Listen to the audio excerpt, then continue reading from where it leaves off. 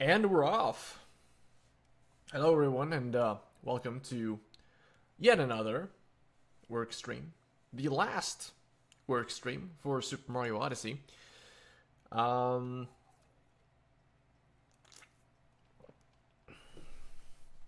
see. How are y'all doing today?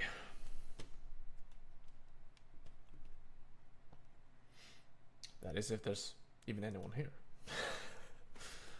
I'm gonna just guess that. Oh, hey, my mouse is showing for some reason. Whatever. I think I set that up to be like that. Anyways, as the title suggests, this is the scraping the bottom of the barrel edition. Yeah, it's not. I didn't title it like that because the videos are bad. It's more like these aren't usually videos I would watch for something like this. Although I think there are probably going to be some stuff in here that we're gonna find advantageous to the overall analysis of the game. I hope, at least. I mean, I dug pretty hard to find some of these videos, but yeah, we'll see. Most of them are also pretty short, which is also kind of why I have scraping the barrel in the title. We usually go for like long videos, at least half an hour, so that they can actually get into the game instead of like 12 minutes. Like, that's not really enough time to say a lot, is it? Anyways, we're gonna start off the stream with why Super Mario Odyssey is still the best Nintendo Switch game. Overwhelmingly positive, of course. By RGT85. This is a pretty big YouTuber, all things considered. 470k subs.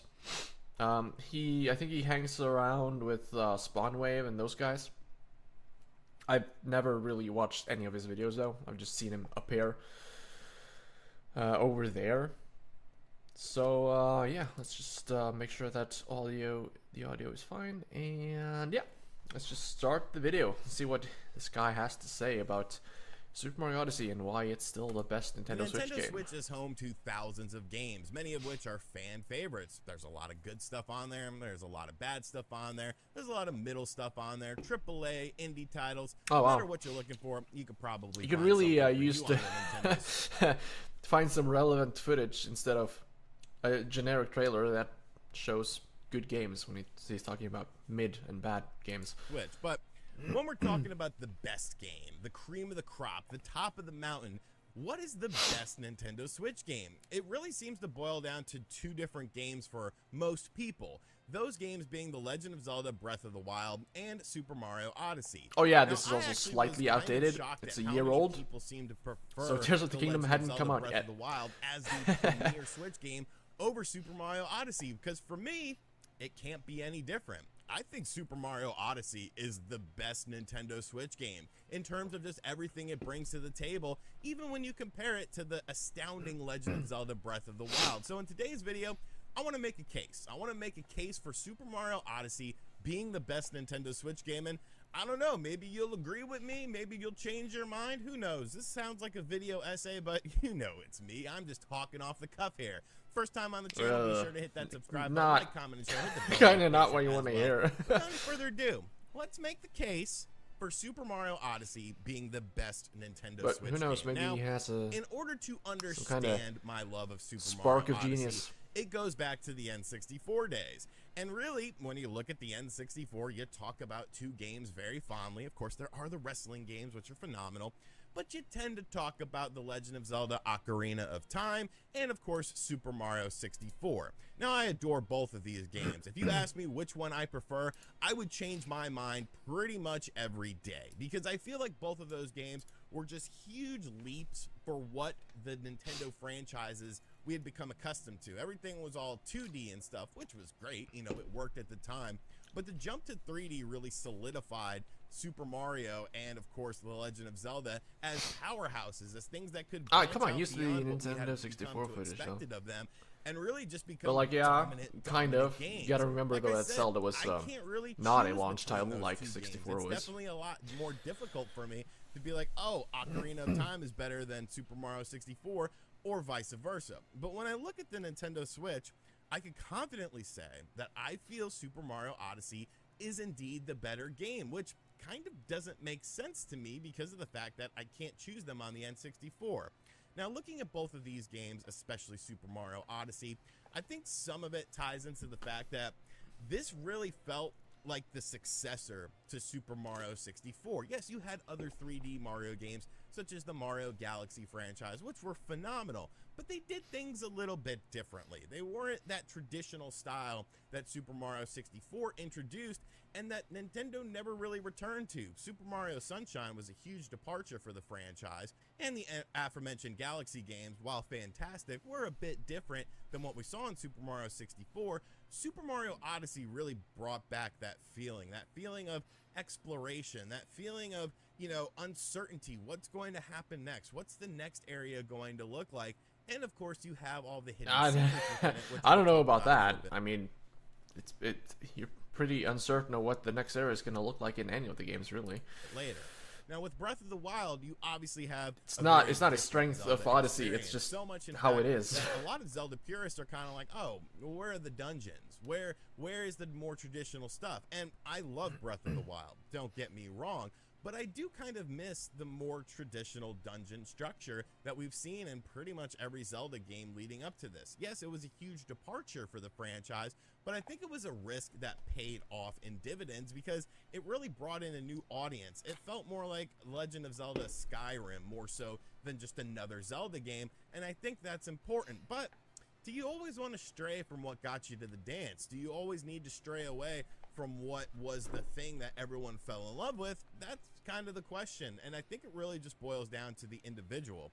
When you look at a game like The Legend of Zelda Breath of the Wild, this obviously was supposed to be just a Wii U game. I mean, hell, it started development on the Wii U. It, of course, came out on the Wii U beyond just coming out on the Nintendo Switch. Talk about so this was a game that was obviously designed why with the Wii U in mind. you think Odyssey is good? With Super Mario Maybe? Odyssey, I feel like I don't know. maybe the concept and maybe the very Maybe early you shouldn't have development of titled the video started on like that this if system, you weren't going but to I feel talk like it was about more Odyssey. tailor-made towards the Nintendo Switch. When you look at Breath of the Wild, obviously the whole gamepad was supposed to be your Sheikah slate. Like, it's clear as day that's what it was supposed to do. Whereas with Odyssey, there is no sort of implication of a feeling that, oh, you know, this was supposed to be a Wii U game. This did release on the Wii U. There wasn't any sort of, you know, things attached to it that made you feel that way. I'm not saying that that's a good or a bad thing either, because I really do like the Wii U gamepad. It's just something to consider. But when it really boils down to it, I think just the presentation and the risks that they took with Odyssey while still staying within the standard Mario structure was what made this game stand out to me just so much. The fact that the presentation was just top notch. It's the best looking Mario experience that we've ever gotten. The fact that the levels themselves were so creative. The fact that each individual level had tons of stuff going on within it. It wasn't a one and done situation. It was like Super Mario 64 in that sort of exploration, but instead of just trying to figure out the one star, you're constantly looking for all these moons. There's hidden moons. There's moons that you don't expect to be there, and then they pop up. You have to do weird certain things to do it. And with The Legend of Zelda Breath of the Wild, yes, you do have that exploration, but I just feel like a lot of that exploration was just done to explore. There was lots of areas of downtime in that game where, like, you'd come across something and there'd just be nothing happening. Whereas with Odyssey, I felt it was a tighter package. I felt it was a more concise package in what you're getting. When we're talking about, It's kind of got a point, actually. It is, despite the size, Odyssey is surprisingly compact. Oops, that's Steam. I'm actually gonna write that down. That's a good point.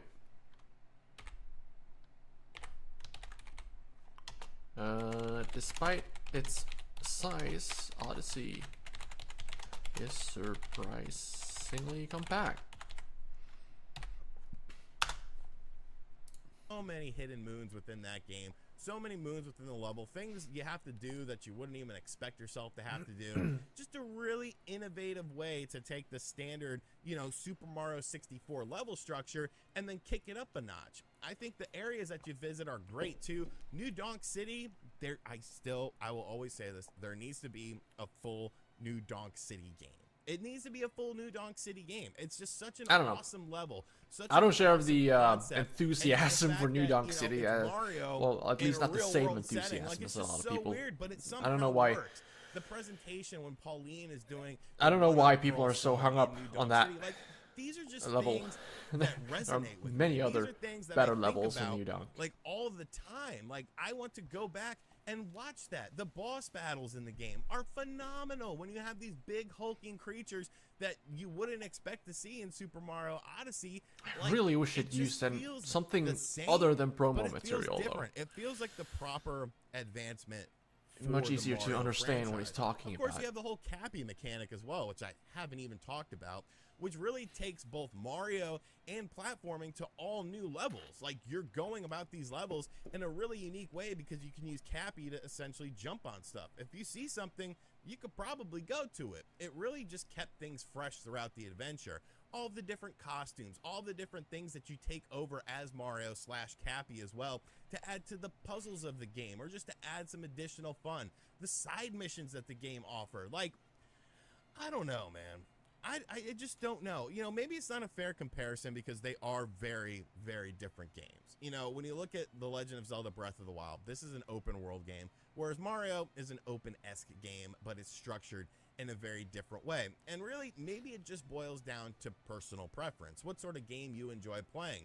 Do you enjoy playing an open world where you have to discover everything for yourself? Or do you enjoy playing open areas that are a little bit more linear? It really just boils down to the player. But just for me, when I think about the Nintendo Switch, and when I think about my experiences with Breath of the Wild and my experiences with Super Mario Odyssey, I feel like I have more memorable moments from Super Mario Odyssey than I do with Breath of the Wild. That's not to say Breath of the Wild is a bad game. It's a phenomenal game. It's arguably the best game on the system. But I'm going to argue that I feel like Super Mario Odyssey is the best game in terms of the complete package, in terms of things like presentation, performance, how it pushes Mario games, what it does differently, in terms of just the music, the atmosphere, the feeling that the game gives you.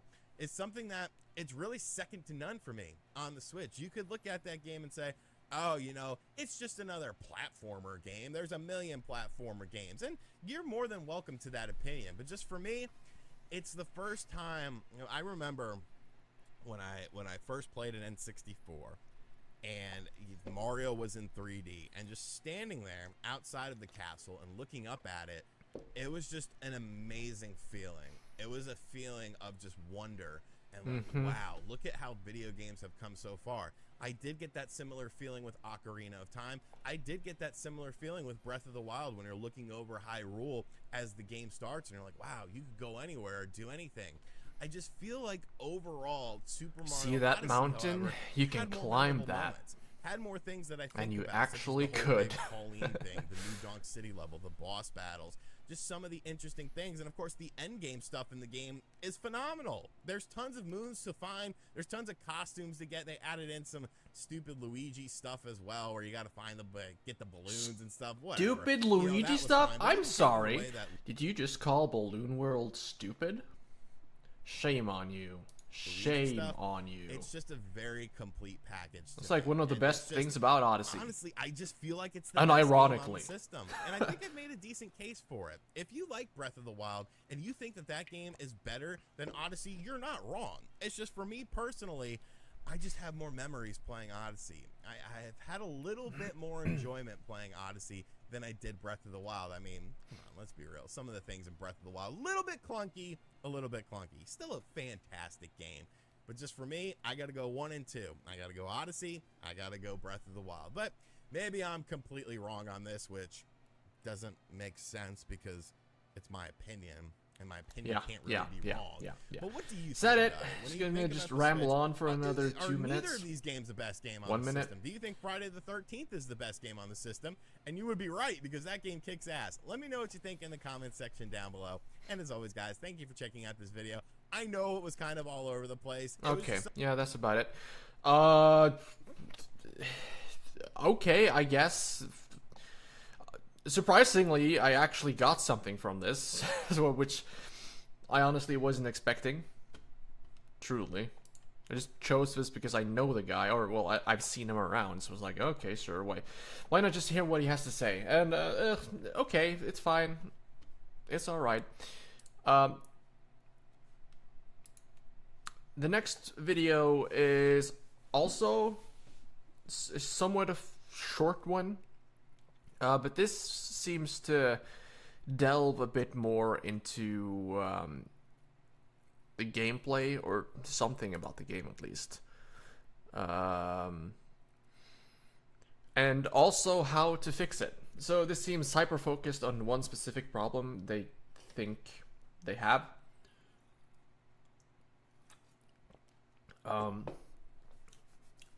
Which we'll see. But, yeah. From a small channel, this was uploaded in 2019. So, a little while ago at this point. But still a bit newer than the 5 years. Or the 5-year-old retrospectives or critiques or whatever. Something I also mentioned that made me want to watch this is that Joseph Anderson, I think. So in this game, Joseph Anderson commented on this 4 years ago, which is interesting. I can't see any other notable. Oh, hey, Eurothug too. That's so weird. And it's only been seen like 6.8 thousand times. Very odd.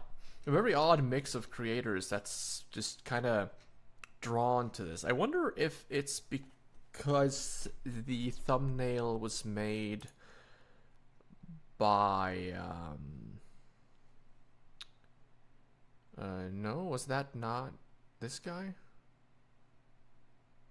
Oh yeah, I think it was made by Hot Cider, although it doesn't say. I don't know, maybe I'm wrong, maybe that was another video, but I don't know, a lot of people use them for thumbnails, which is cool. He does good work. Wait, earlier video.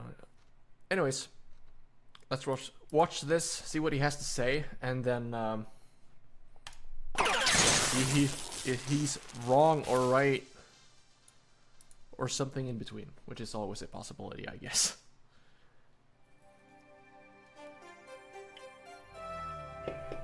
Super Mario Odyssey is a video game that people seem to either love or hate, and I think understanding whether someone will enjoy it ultimately comes down to what sort of things they enjoy doing in their video games. Back in the day, Mario games were two-dimensional platforming obstacle courses, but the shift to the third dimension brought with it an emphasis on exploration that simply didn't exist in older titles outside of the occasional spin-off. At the time, the progression and design from Super Mario World to Super Mario 64 was fairly logical, but hindsight has shown that, for all the innovation Mario's first polygonal platformer brought to the table, it doesn't directly iterate on what the prior Mario titles had already established. It would be really nice if 3D Mario games could be cleanly slotted into categories that described what they were trying to do, but that's not really how these titles were developed. Games like Mario 64, Sunshine, and Galaxy were designed to have massive worlds to explore, but they also had their metaphorical linear platforming cake and wanted to eat it too, creating a sort of design dichotomy within each of these titles. This all changed when Super Mario 3D Land released on the 3DS in 2011 and firmly picked a side. I don't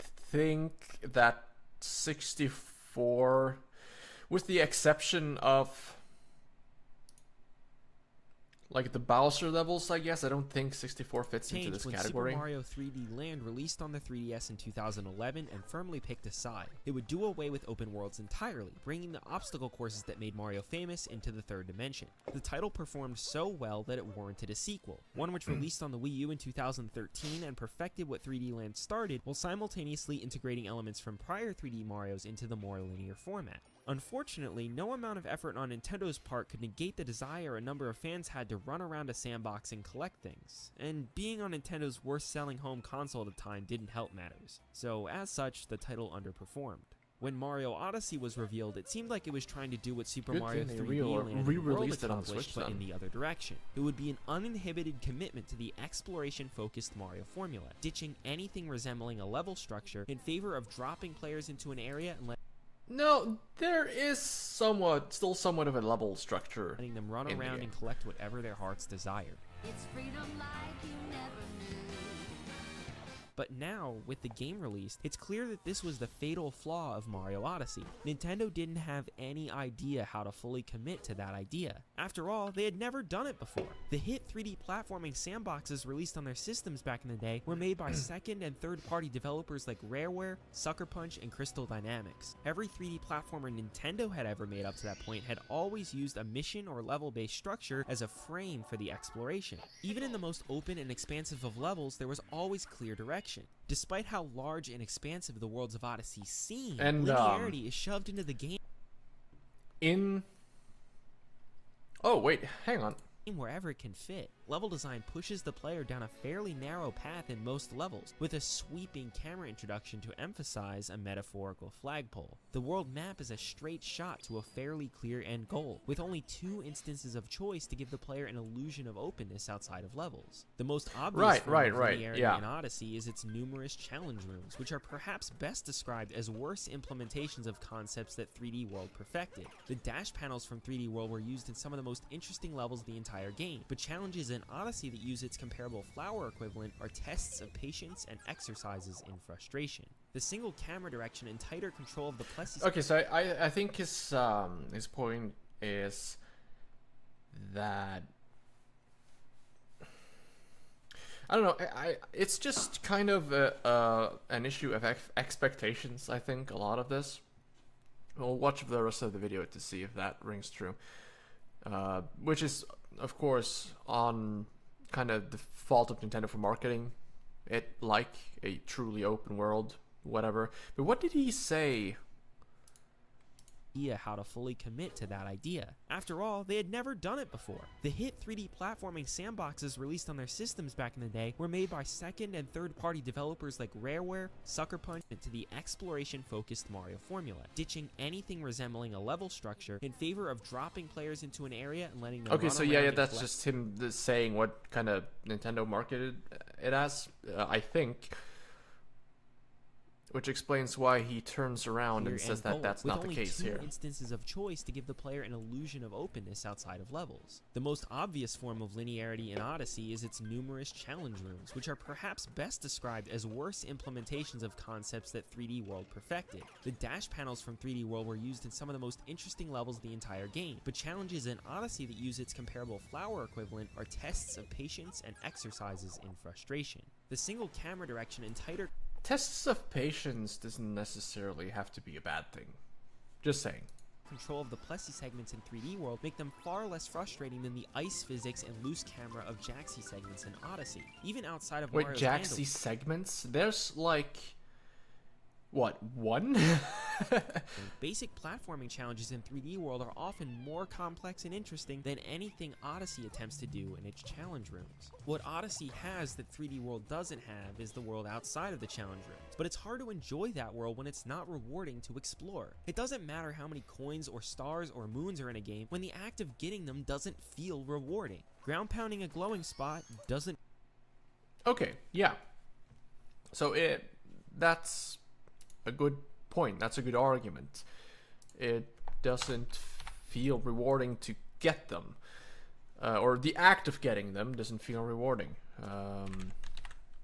Which is a much better argument than that finding moons isn't rewarding because there are so many of them. The act of getting moons isn't rewarding enough. Doesn't feel rewarding. Kicking a rock for 2 minutes doesn't feel rewarding. That's Finding and not the collecting a 2-minute moon rock, by the way. in each spot does feel rewarding. But why do that when you can get the same collectible for something markedly easier?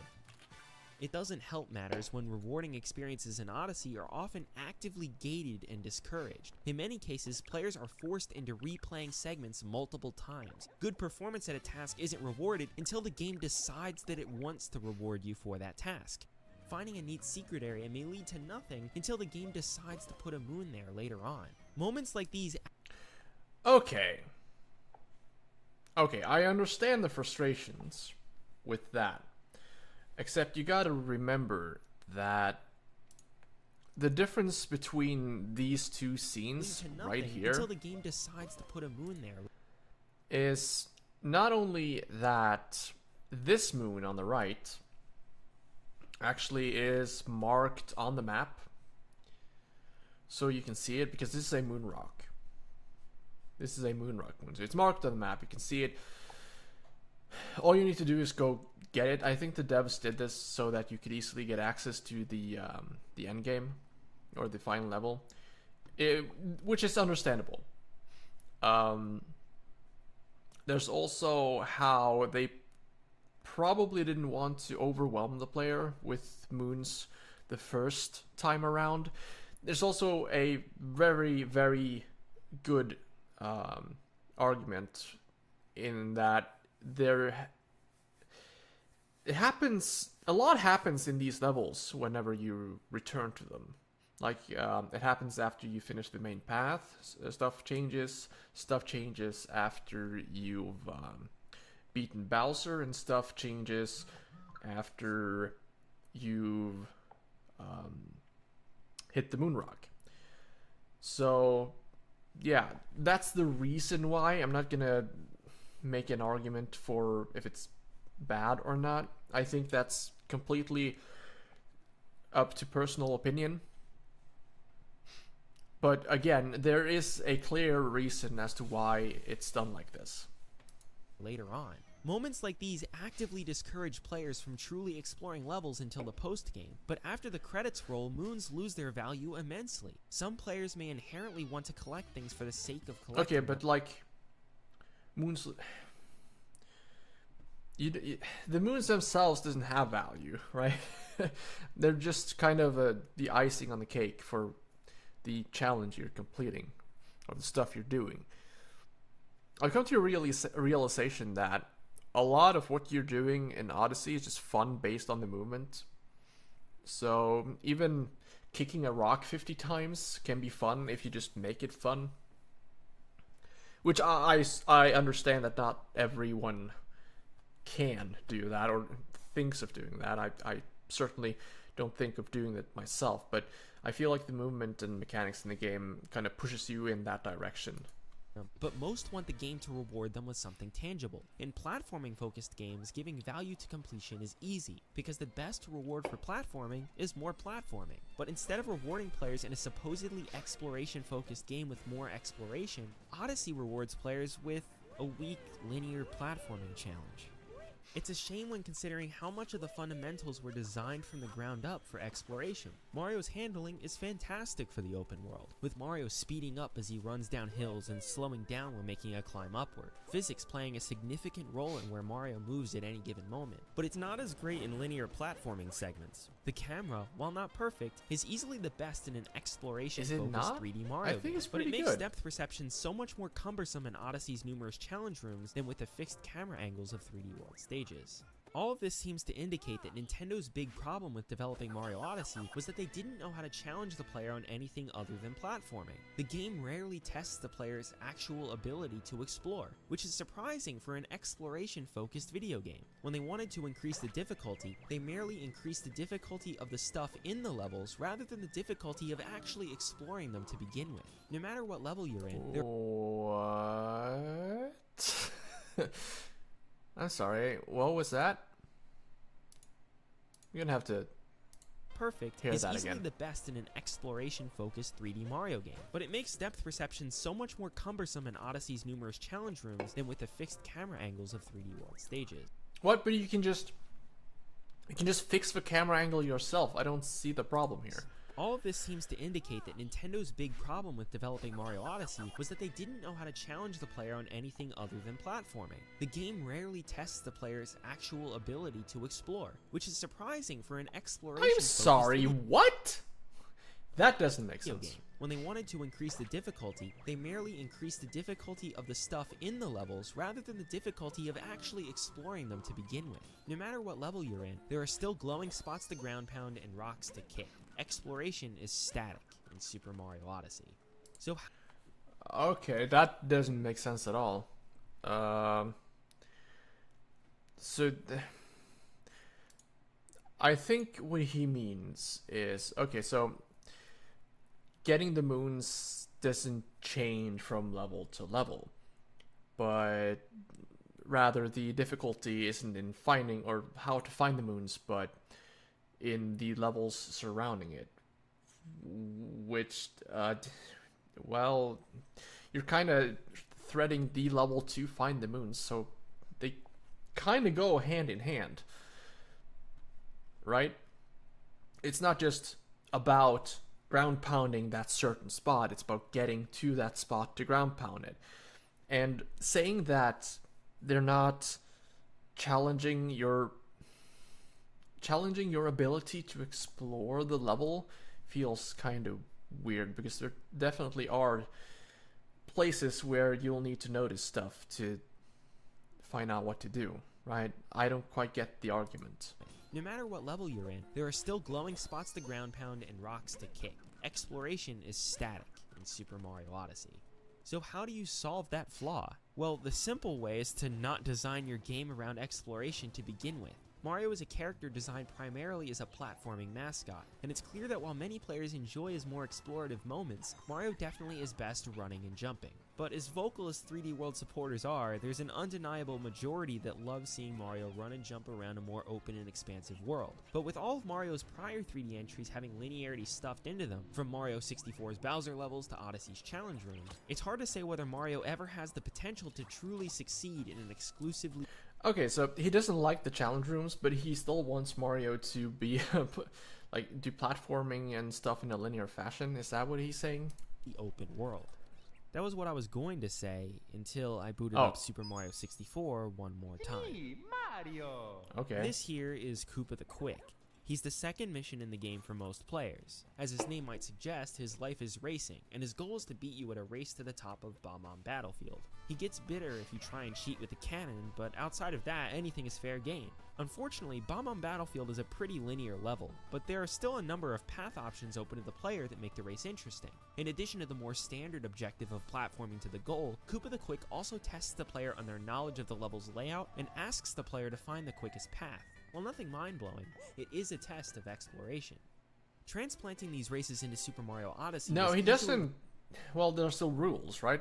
So, shooting yourself out of the cannons will make you fail the race. So, while technically shooting up to the Sky Island and then up to the top of the mountain is the fastest, he's gonna disqualify you for doing that. So it's not really the smartest fastest decision way now, Nintendo is it? made during the game's development, because it frees the concept from the restraints of Mario 64's more limited scope and pseudo-linear design. While the racing Koopas of Odyssey do not have nearly as adorable of a name, they are functionally better than Koopa the Quick. The objective remains the same: get to the goal first. But this time, there are 4 opponents and far more interesting level layouts. Each Koopa takes their own unique path to the goal, encouraging players to consider their understanding of the area and figure out which path is fastest. And they use a lot of Mario's own moves as they run around, encouraging players to utilize Mario's moveset to move as quickly as they can. Sometimes the fastest path requires trickier jumps, which adds a risk-reward element that few other Mario experiences can bring. Other times, the fastest path is just really hard to find, requiring more unconventional thinking. Either way, getting to the goal feels rewarding because it tested player evaluation and execution. It's just a shame that it doesn't feel as tangibly satisfying because you can just go to a shop and buy the same reward. There are a come few on. other problems with the Like I Cooper said, races, okay, so too. he's still falling into the trap. It's not about it's not about getting the moon. It's about the way to the moon. That's what's supposed to be fun, right? The goal being in plain sight, it removes a bit of the mystery and exploration that comes with finding collectibles in strange places. There's a sense of wonder and excitement that simply doesn't exist with an overtly non-diegetic goal area. Plus, the existence of the other racers, while encouraging in some sense, also spoils a lot of the pathfinding opportunities that players may have been better off discovering on their own. In short, the Koopa races are a nice tease as to what exploration-focused challenges in Mario could be, but they probably don't They're scratch there the kind of as a exact itch that guide if Nintendo you fans don't were looking get it, for right? with But their you still need to exploration-focused beat Marios. them. But which elements of these races do work? First, the levels need to be expansive and allow for players to not only take different paths, but build their own paths. Instead of having focused and deliberate platforming challenges, levels should foster an environment where challenges appear organically through the player's own pathfinding. Second, the core challenge needs to focus on getting from one location to another location within a certain time frame. Without a destination, players have no clear direction, and without a time limit, players have no need to find a quick path. Finally, there needs to be a constant feedback loop which encourages players to learn and grow as they get better at pathfinding and platforming. The understanding that something is possible is often all that a player needs to bang their head against the metaphorical wall again and again. In short, the ideal exploration-focused Mario game has these three elements exclusively, without all of the baggage that came from the Koopa races being compulsory missions in a larger, flawed video game. That game already exists. It's called Luigi's Balloon World, and it's one of the best games you can play on your Nintendo Switch. But there's a catch. If you want to play it, you're gonna have to purchase it under a different name. Super Mario Odyssey! I do Luigi's agree. Balloon World World was is released great. as a free downloadable content pack for Super But, Mario Odyssey in early 2018. Advertised as a fun little addition to an already expansive game, but I see it as the exact opposite, because I've enjoyed my time in Balloon World incomprehensibly more than anything in the base game. The goal of Balloon World is to collect balloons. You select a balloon from a menu and are given a certain amount of time to find it. When the challenge starts, you're given an arrow pointing towards the balloon that fades away whenever Mario is moving, and a distance metric that always stays above Mario's head. Now, the goal is what set, the but is somewhat obfuscated from the player, bringing back that sense of mystery that the Koopa races lacked. In addition, finding the balloon might be possible within the time limit on the first attempt, but then actually collecting it is a whole other matter entirely, bringing back the pathfinding that made the Koopa races so compelling to begin with. Some of the hiding spots for these balloons are so crazy that it might seem impossible to ever collect them. That's where the other game mode comes into play. Hide It. None of these balloons were placed in the world by Nintendo. All of them were placed by other players who are all under the exact same constraints. This means that in order for this balloon or that balloon or that balloon to be where it is, some other player had to physically be in that location. Plus, the time the balloon hider took to hide their balloon directly determines how much time balloon hunters have to find the balloon, meaning that every time constraint placed on the player is more than reasonable. That fact in and of itself is enough to drive some players to madness over these balloons. Every single square inch Yeah, of don't these you know massive it? Mario Odyssey levels is put to better use here than anything Nintendo did wait, with I the can base do game, that, because can all I? of it is fair game for a sneaky new hiding spot that'll be difficult for other players to find. And finding those balloons under such a strict time constraint forces players to platform their way through challenges that Nintendo could have never imagined. It uses Mario's core mechanic, platforming, in a way that actually enhances and tests exploration. In a way, it's almost like Nintendo's cheating. Compared to the core of a game like Odyssey, a game like Balloon World requires far less functional design on Nintendo's end. They merely need to build and maintain the online system. The actual core game of Balloon World is designed by players who happen to find really interesting hiding spots. And these players do a better job at designing an exploration game than Nintendo ever could. No matter how many more moons Nintendo throws into their Mario Odyssey kingdoms, there will never be as many moons as there are balloons. And more often than not, these balloons will have more interesting challenges attached to them. It's also real easy to pick out the easier balloons because of how Balloon World's reward system works. Balloons net the player coins, which in turn are used to accept new Balloon World challenges. The more money a challenge costs, the more difficult the balloon will be to find and collect. Harder balloons net higher prizes, but repeated failure will eat into your profit. Coins also play into ranks, which are a sort of bragging rights indicator as to how much time any given player has spent playing Balloon World. While certainly not the best in-game reward, the feeling of a meaningless number going up is nonetheless enough to justify Balloon World's challenges, especially when there is no easy way out like there is in Odyssey. That said, the clear What? flaw with Balloon World is still Okay, its ties so to that that meaningless number going up, that justifies something. But the moons number, the amount of moons collected going up, does not justify.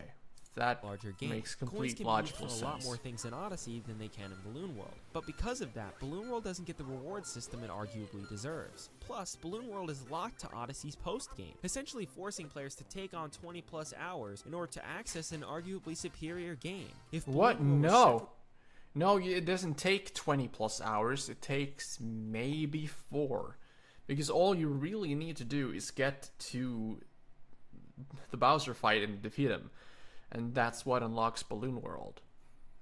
So basically you just have to find the minimum amount of moons in every level and then move on. separated from Odyssey and designed from the ground up to be fully independent, it would be able to stand on its own as one of the most unique, interesting, and fun concepts Nintendo has ever come up with.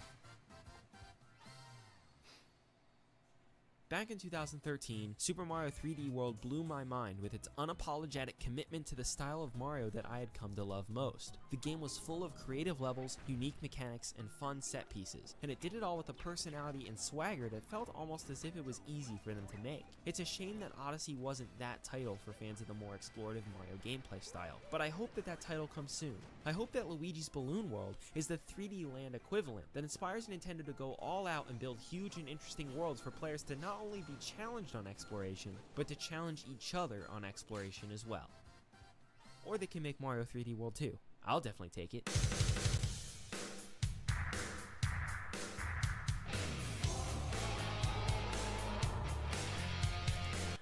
Okay, so this video feels a little bit disingenuous.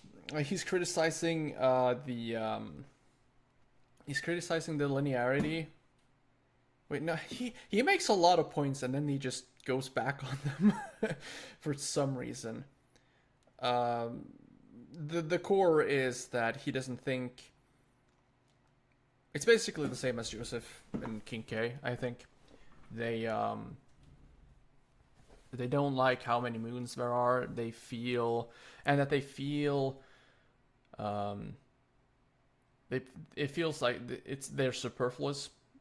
There's nothing behind them, which I get, but the core of Odyssey is that it's not about collecting the moons, it's about what you do to collect the moons, which I thought he said at 3:30. The act of getting the moons isn't rewarding enough.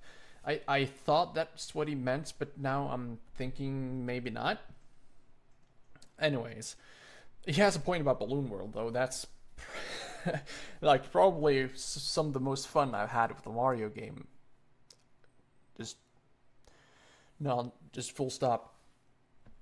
Because it's really fun and really highlights how much you can do with what seems to be at first glance a very simplistic moveset.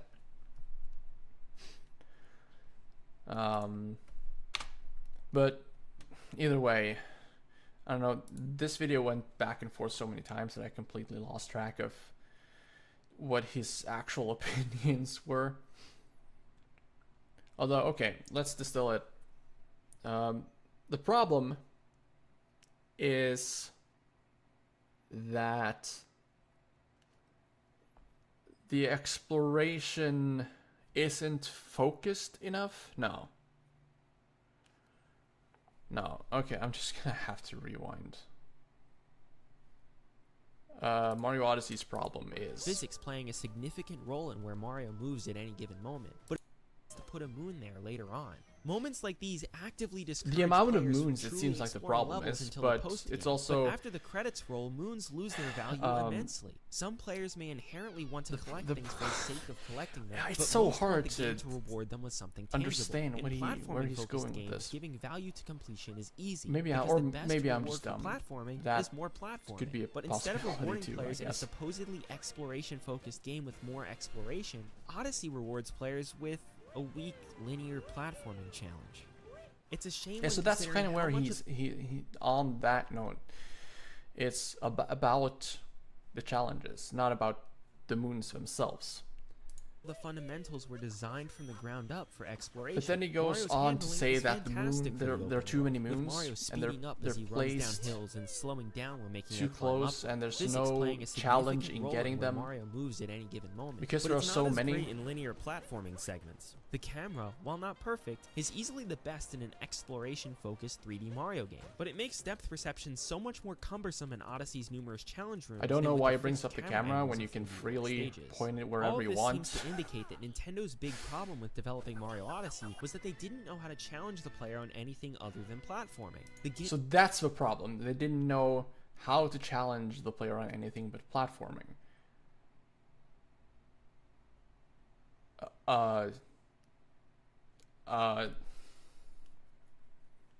What does he mean by that? challenge the player on any rooms than with the fixed camera angles of 3D World stages. All of this seems to indicate that Nintendo's big problem with developing Mario Odyssey was that they didn't know how to challenge the player on anything other than platforming. I don't understand that criticism. I don't understand it at all. So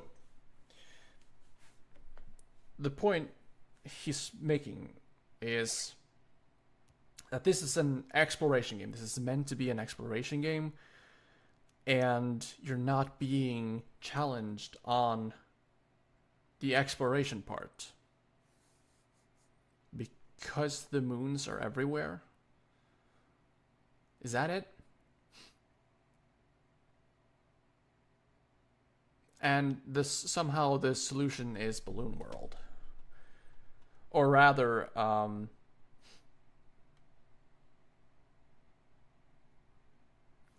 but like, I can't get that to fit because you obviously, there obviously is a. There is obviously a challenge related to exploring, right? That's why you have the hint system. That's why you have all the other small stuff that kind of signifies where you can find moons. That's why the camera acts the way it does when you move from place to place. It's about spotting the places where there could be moons, going over to those places and then checking them out. And Mario's movement kind of makes it all enjoyable. At least that's my stance.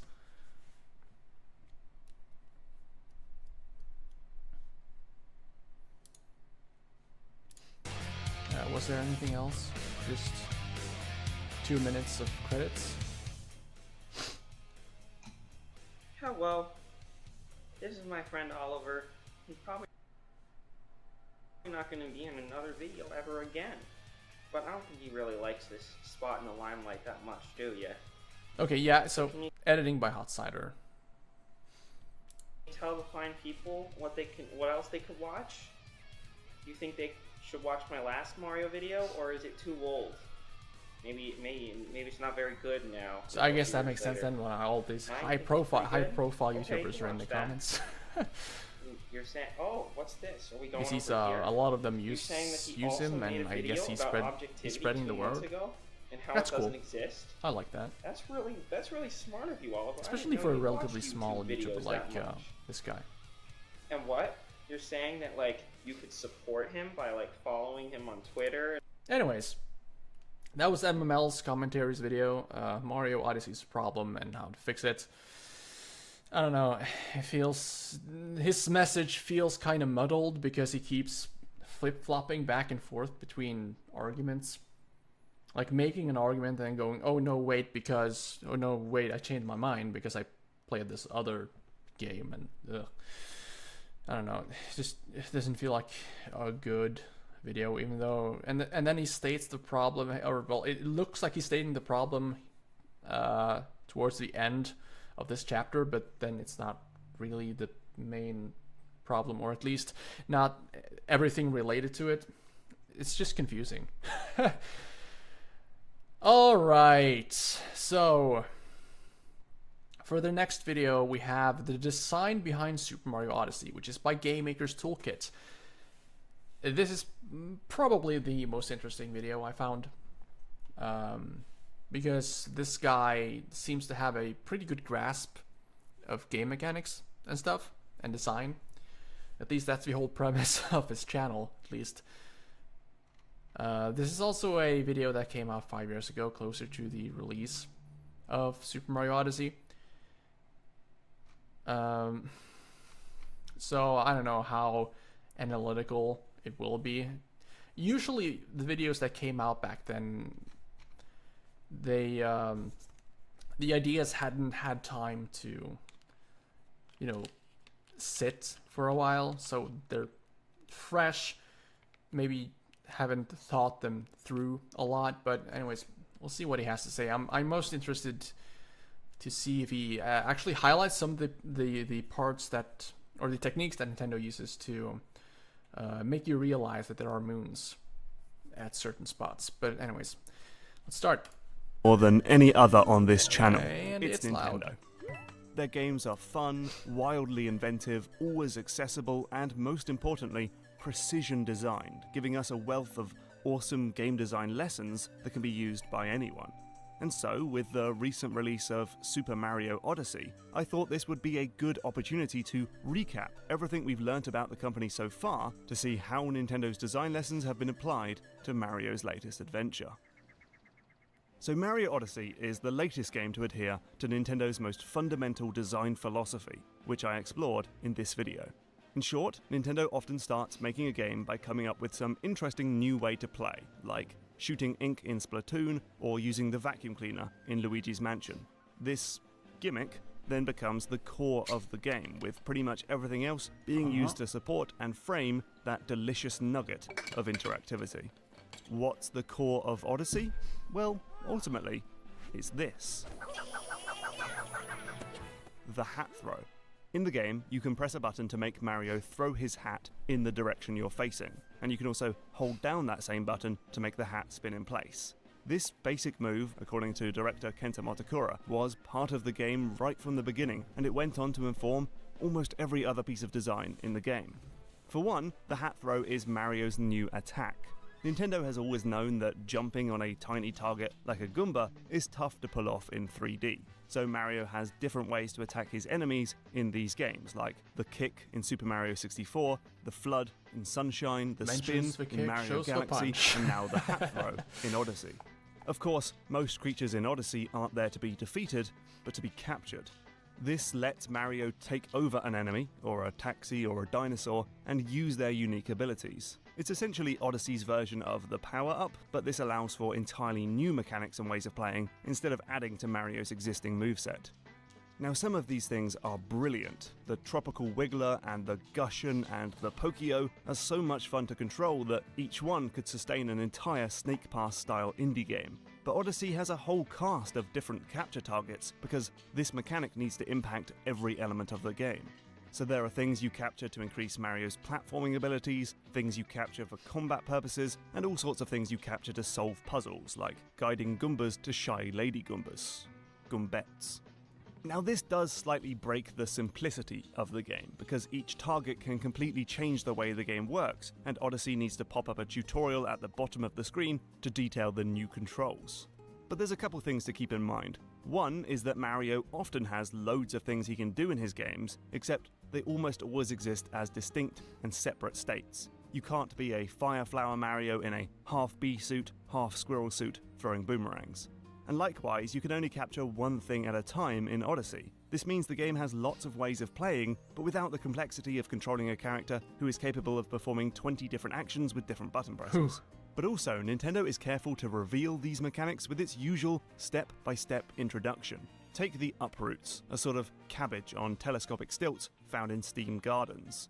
When you first find these guys, yes, you'll that's use them for something I've very been simple missing. platforming tasks The before step-by-step using them for more method complex that Nintendo challenges often later in uses. the stage. All And game finally, designers a use boss. them. At least the good ones, at least. You see, even though Mario Odyssey has an open, sandbox design, each level still has a critical path that lets Nintendo slowly ramp up a challenge from beginning to end. In Tossed Arena, you'll start by messing around with capturing bullet bills down here in the ruins, before guiding them through more difficult sections later in the stage, and then using them, in spirit at least, against the boss. You'll also notice this sort of design in the game's sub-areas, where a single idea is introduced and then remixed over and over again in more complicated and difficult variations. Yeah. After you've finished a level, it's very new basic, elements and shortcuts are added to let and you it's so explore basic freely that it's and without easy needing to to follow the same miss. linear path that you took at the beginning of the stage. Now, in But any it really other does game, help I feel like that would be it for the hat. with It's simply understanding your way controls of and stuff. capturing enemies. But we should never forget that classic Miyamoto quote, "A good idea is something that does not solve just one single problem, but rather can solve multiple problems at once." Proper dual-purpose design stuff. So in this game, the hat throw is also linked to your platforming. Now, I've spoken before about the expressive and versatile nature of Mario's jump, because this isn't just a jump, but a rich toolbox of moves that can be used and combined, letting the player put together the perfect sequence of leaps for any situation, whether that's covering a huge gap, dodging a difficult enemy, or quickly saving yourself from danger. And in Mario Odyssey, that toolbox includes the long jump, triple jump, wall jump, ground pound jump, backward somersault, sideways somersault, and dive. It's one of Mario's most extensive move lists in its history. But the hat expands your options even further. For one, it works a bit like the spin move in Mario Galaxy, because throwing the hat pushes Mario up a tiny bit and keeps him in the air for a bit longer, giving you a bit of leeway on tricky jumps. It also immediately reorients Mario in midair, so you can bounce away from a wall, then throw your hat backwards and dive on top of the wall, similar to Sunshine, where you can use Flood to swing back onto a Yeah, it wall kinda you just stops bounced your away momentum. from.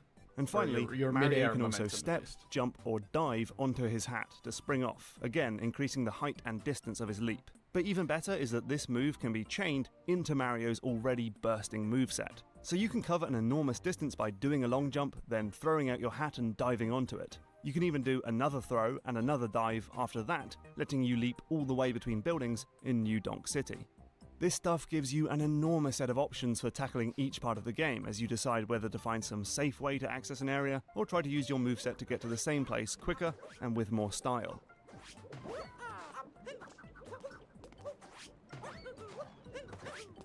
There are even areas that are only accessible to those with real mastery of the controls, and Nintendo is careful to reward anyone who gets up there. You'll also need to be masterful with the controls when doing certain late-game challenges, like these Koopa races. Here, I'm completely going off the main track and using a whole bunch of different jumps to get to the goal before the other races. He's The not company's actually current going off take the on main difficulty, track. Well, after all, seems to at be this to point make he is, the but- main game pretty easy and accessible, and then add most of additional that challenges is actually after the credits roll for more the dedicated way you're players supposed to go. tackle. Or, well, at least the way Beyond the combat, capturing, and platforming, worst Mario Koopas also interacts with the world will in different go. ways by throwing his hat. You can open doors, collect coins, and pull switches by chucking your hat. And you'll notice that many coin blocks are now on the ground instead of in the air, further establishing that this isn't a game about jumping, but about throwing your hat. Oh, but in general, anything that would take control of the game away for a transition or a Hey, dialogue that's a screen, small like detail I talking to a hadn't character thought or about. calling a Jaxi, is done through the A button to make sure you don't accidentally throw your hat at something that would halt the game. So what's the benefit of making one mechanic so central to the entire game? Well, for one, it means Mario Odyssey can provide depth and complexity with only 3 buttons and a control stick. You don't need separate inputs for producing a trampoline, attacking enemies, pulling switches, and possessing characters if they're all the same action. And yeah, there's also some motion-controlled moves which you can't really do when the Switch is in portable mode, and, well, let's just pretend those don't really exist. At least they're almost entirely optional. There's also hardly any confusion about how to interact with something in the world. If in doubt, just throw your hat. There's not much else you can do after all. This removes what Anna Anthropy calls orphaned verbs, which are so specific and unique that the player has forgotten about it by the time they reach the one situation that demands it. And really, it just gives the game an amazing sense of cohesion. Nintendo games might be weird and unpredictable, but they're not just a messy hodgepodge of random ideas and mechanics. There's almost always a certain unity to the entire package. And to tie this all together, the unique gameplay is often reflected in the game's presentation. Take Splatoon's punky aesthetic, which came from the graffiti-style ink mechanic, or Mario Sunshine's tropical groove, which was inspired by the Super Soaker gameplay. There's certainly some of that in Mario Odyssey, with a race of hat-like creatures living in a hat-based kingdom flying hat-shaped crafts around the world. and everyone in the game is wearing hats, from this tiny dog's fedora to Princess Peach's tiara. Enemies wear hats too, and that's not just an aesthetic thing, but a way of signalling that you'll need to hit an enemy twice to capture them. In fact, the more hats a boss character is wearing, the harder they'll be. And that's ridiculous, but it's also amazing how much sense it intuitively makes. And then of course, there's Cappy, because you're not just throwing a hat, but a cheeky chap who transforms into Mario's cap. And Nintendo has a long tradition of turning its more outlandish gameplay mechanics into characters. I mean, this isn't even the first talking hat in Nintendo's history. So Mario's water gun in Sunshine was a talking robot called Flood, and in Mario 64, this wild, newfangled invention called the camera was given character in the form of a P2 cameraman. Truly. This helps to ground these ideas in the game world and make them feel organic instead of cold, mechanical gameplay entities. In Mario Galaxy, instead of having a user interface tell you when Mario's spin move has recharged, you simply see the Luma under Mario's hat pop up. Oh, and while we're talking about game design impacting aesthetics, I should point out that many of the game's kingdoms were designed specifically to house the new gameplay mechanics that Nintendo's designers came up with. Motakura told The Verge, when we had all those different prototypes, those different play ideas, we also started thinking, well, what kind of location can this fit into? What kind of location would be fun for this play idea? For example, if we came up with a gameplay idea that kind of required ice or snow, maybe a slippery surface, we would have to think that would be fun to use in a place that had ice or snow. Now, these kingdoms work like the sandbox levels in Mario 64 and Sunshine, but at times, the game feels closer to a very different Nintendo game, Zelda Breath of the Wild. These two games are dotted with intriguing sights and shapes, teasing you to explore every nook and cranny as you satisfy your curiosity about what's over the horizon or around the corner. Still, Mario stages are definitely more densely packed than Zelda's sprawling Hyrule. Probably the biggest change from 64 and Sunshine to Odyssey though, other than the frankly ludicrous increase in the number of collectibles, is that collecting a moon doesn't shunt you out of a level and back to the hub world. You just keep going, letting you bounce around the level, sniffing out more collectibles and secrets. Now there's one final thing that Nintendo likes to do in a game that's so heavily built around a single mechanic, and that's to take it away. They give you a wonderful new gameplay tool that's powerful and adaptable, and then suddenly remove it and see how you get on without it. The same thing happens in Odyssey when you have to hang up your hat to explore certain areas. And there are also enemies who don't take kindly to being captured, like these explosive enemies who grab your hat and then fly back at Mario, or piranha plants that eat Cappy and you must stomp on the plant's head to let your hat free. These might force you to use Mario's other abilities or just add a surprising new wrinkle to the way the game has worked up until that point. So I think that's Mario Odyssey in a nutshell. A game this good doesn't just come out of nowhere, but it's the product of applying Nintendo's most treasured design philosophies when it comes to level design, difficulty, game mechanics, and more. Stick them all together and you get a game filled with endless curiosity, clever mechanics that are explored to their full extent, an incredibly fun and versatile movement system, and a certain sense of cohesion that ties everything together and makes even the most weird and disparate elements feel like part of a greater whole. Mario Odyssey ain't perfect, but it's certainly one of the very best games of the year, and anyone interested in Nintendo's design would be smart to dive deep into this game's many treasures.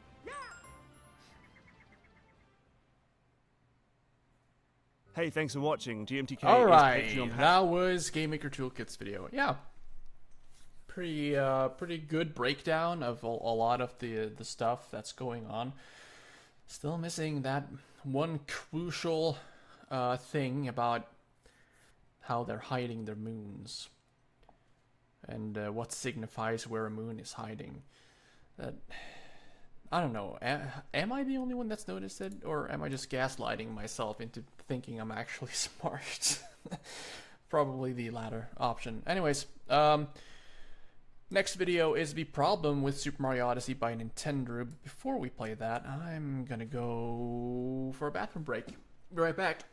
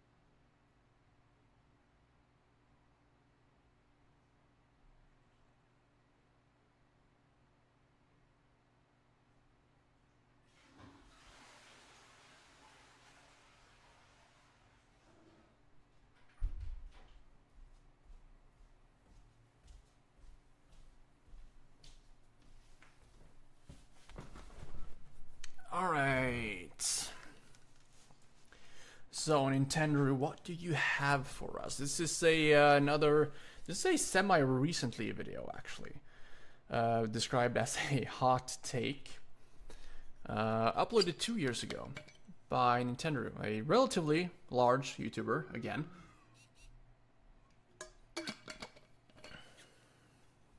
At 3.5 or no 350, almost 360k subs.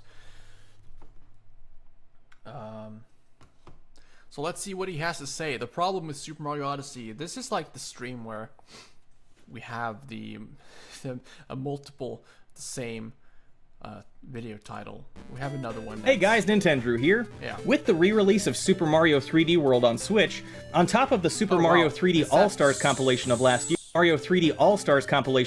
year, I've been thinking a lot recently about Super Mario Odyssey. What can I say? I'm always stuck in the past. Critical and fan reception was through the roof for this game, and even with all of these phenomenal options now available on one console, many of my friends will still tell you Odyssey there is we go. Now, there's Always no forget question, the audio. This is an amazing game, and is absolutely worth playing. I even took the time to learn the speedrunning route and try my hand at climbing the leaderboards shortly after its launch. You all know I'm a very positive person, and it takes a lot for me to actually criticize something, especially a game that's so widely praised and well-crafted overall. But ever since its launch more than 3 years ago, I haven't been able to shake this feeling that something was missing. And I think I finally figured out what it was. So today's video is a bit of a change of pace. Over the next 15 minutes, we'll be taking a look back at the design and development of Super Mario Odyssey, comparing and contrasting it with earlier titles in the series, and looking forward to what we might be able to see from Mario in the future. So, let's get to it.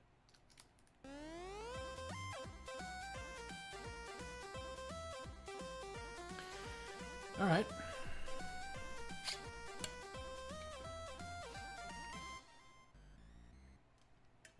Alright, let's get started. Now, right off the bat, I want to be clear, this is not going to be a video bashing Super Mario Odyssey. Rather, I want to approach this as more of a look at what could have been, or even what we might be able to see in a sequel to Odyssey. Obviously, every game is going to have its share of weak points, but there was something deeper nagging at me about the underlying design of this game in particular. First, let's get some more of the common minor complaints out of the way, and then we'll cover some complex design concepts. Number 1. There are too many moons. Not to say that there's too much content in the game, that would be ridiculous. But rather, there are so many moons in the game, many players started to feel that the moons were too easy to find and even come across by accident. Some players even felt that they were completely You're kind of supposed to come by them on accident. Collecting a moon doesn't feel that much more special than finding some purple coins or a health upgrade. For those of you Breath of the Wild fans out there, imagine if that game's entire point was to find Korok seeds. That's Odyssey in a nutshell. And that's not a joke either, there are actually more moons scattered throughout Odyssey's kingdoms than there are Korok seeds in the entire world of Hyrule. And number 2, the Cloud and Ruin kingdoms are underdeveloped. These two kingdoms were the target of some ire from critics when the game launched. Each of them are home to just a few optional moons and a boss fight, with no unique enemies or particularly engaging level design. They can both be beaten in just a few minutes apiece, and never have to be visited again. They don't have shops or world-specific costumes like literally every other kingdom. The major complaint here being both the Cloud and Ruin kingdoms represent a ton of missed potential. Just think, what if we had an entire kingdom full of cloud people like we saw from Super Paper Mario on the Wii? But are with new these challenging his aerial enemies and maybe some cool segment where you capture a Paragoomba to fly over a dangerous gap, or maybe some timed sprinting and platforming challenges. Like, yeah, For these the are Ruin just the two Kingdom, most common imagine a whole criticisms. overworld So like I the guess Metro he's gonna Kingdom, address them. but with a distinct Skyrim or Dark But Souls influence. are they Maybe also? there's a whole village full of fantasy creatures Is that it need also your what help he to drive thinks? off the horrible dragon I'm that's confused. terrorizing them. Really, the possibilities are endless, and it's a real shame that they didn't explore some of those ideas further. But this complaint is nothing new, and all things considered, it's a pretty minor gripe. It just would have been nice to see the pattern established by the earlier levels continue with these two worlds. So I want to be clear, those two issues, if you want to call them that, are not really what this video is about. Honestly, I can chalk them up to a change in direction. Odyssey is not the same game as Super Mario 64, Sunshine, or Galaxy, and that's a good thing. It's important for a new title to make a name for itself, and in Odyssey's case, we had never before seen such sprawling, exploration-heavy environments from the Mario series, which is one of the game's biggest strengths. But what really has bothered me most about Odyssey's design overall has to do with everyone's favorite ghostly head accessory, Cappy. Not that the capture Oh, mechanic wow. is bad by any That means, or that it sure hurts the is experience in any something way, new. but quite the opposite. I think Cappy was severely underutilized and shows us a distinct difference between the way that Odyssey was Okay. marketed compared to the experience that ultimately fell into players' hands. Throughout each of the game's early trailers, Nintendo made it seem like Mario could transform into pretty much anything, and that the capturing mechanic would be used extensively to maneuver throughout the overworld. But in reality, there are a ton of creatures you can't capture, and when you do get to use Cappy, you're pretty limited in what you can do. He's really only necessary in very specific moments, usually with just one specific purpose or ability. On the rare occasion you get to capture something that's actually useful, it's often only usable in one small area, or you might be restricted to using the creature on a time limit. I've got to tell you, when I first saw Mario running around the Metro Kingdom, my mind was brimming with possibilities of how Cappy might shake up the standard pattern of gameplay. I imagined being able to possess a rat on the street and run into a sewer grate to access some secret underground area.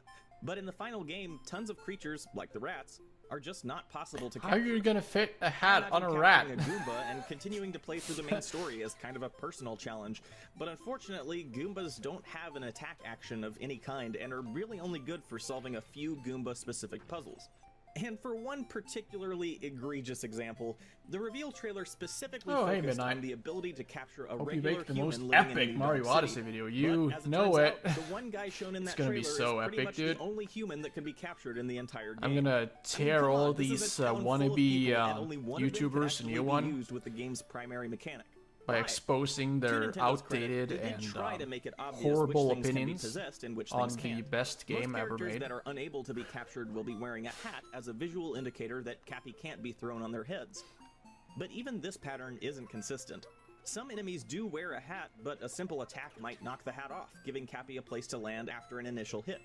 Other creatures might That have wasn't no hat serious, at all, by the but way. will simply run away Probably when won't Mario do and that. Cappy get Although too I close, will or mention even a few. die from a Cappy toss rather than being as possessed. a For the most part, example it seems of like living creatures that are at either least weird Mario's size criticisms tend to be or like the most capturable, popular but ones. with certain inanimate objects also having special Cappy Just to give knobs people that an allow for idea. possession, it really comes down At the to end, a you should matter do a of trial tier and list of error all to the figure videos out we which watched. things can be Yeah, used and yeah, which can't. probably. That would be fun, wouldn't On a it? more subjective note, I really wish this game had a full-sized Actually, hub area, like maybe Peach's not a Castle bad in idea. Super Mario 64, or the You know Comet what, I'll think Observatory about from it. Galaxy. For level-based exploration games like these, the hub world has always served an important purpose. It's an area for players to practice platforming and improve their skills, and is the one place in the game you become completely familiar with. It can also serve as a visible Ugh. metric for how far One you've of come the in the game people overall. that like the The hub story world is in expanded Galaxy. upon by side characters that appear and leave at different I points. hate those people. And by the end of the game, you'll often feel a real sense of belonging in that Who had the world. best video so Without far? a proper hub, Odyssey is left with Let's see.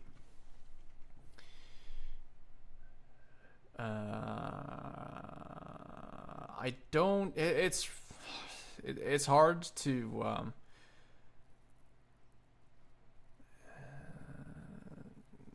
It's hard to tell because a lot of the videos have mostly the same criticisms with a few notable changes between each.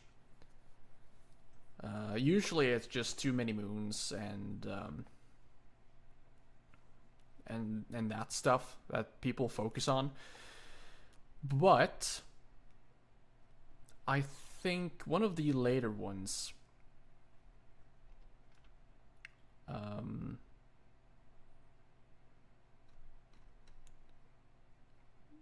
maybe the hypercharge ones, or the one by hypercharge, or the one by Nitro Rad was pretty good.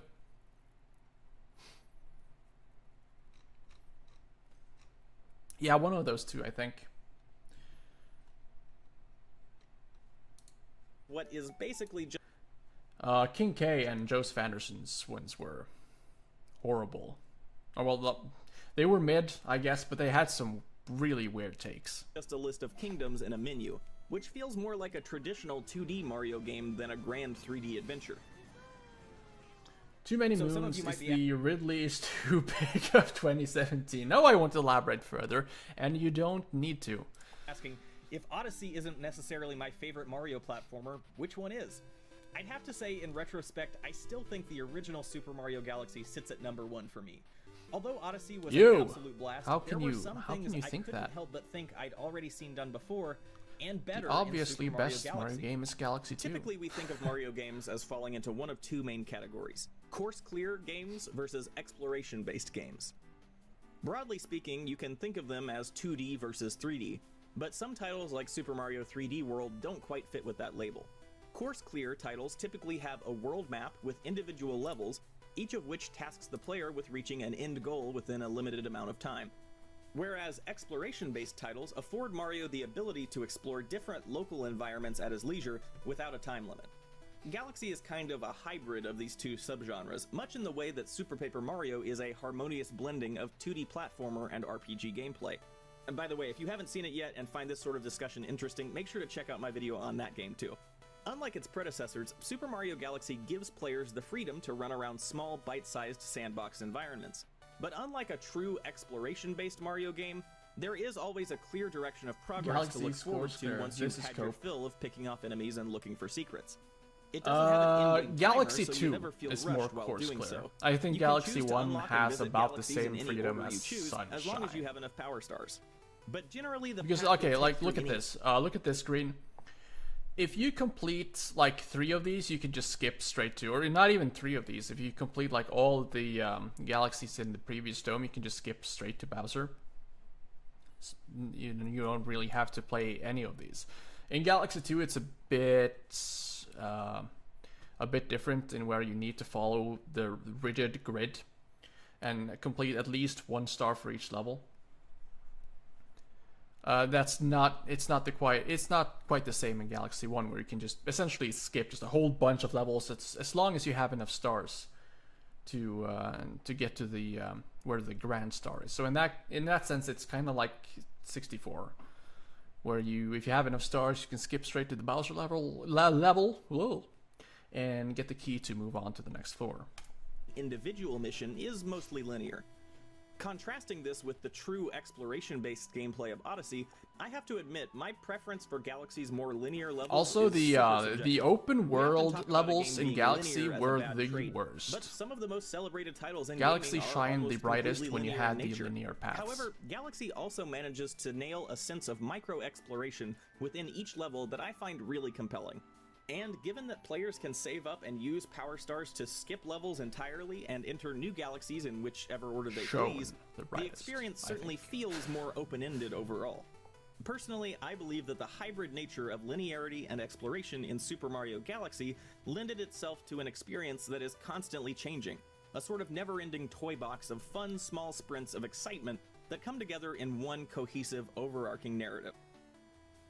Now, Odyssey is obviously a more pure exploration-based Mario experience, but without a proper hub area, it almost feels more linear from a meta perspective.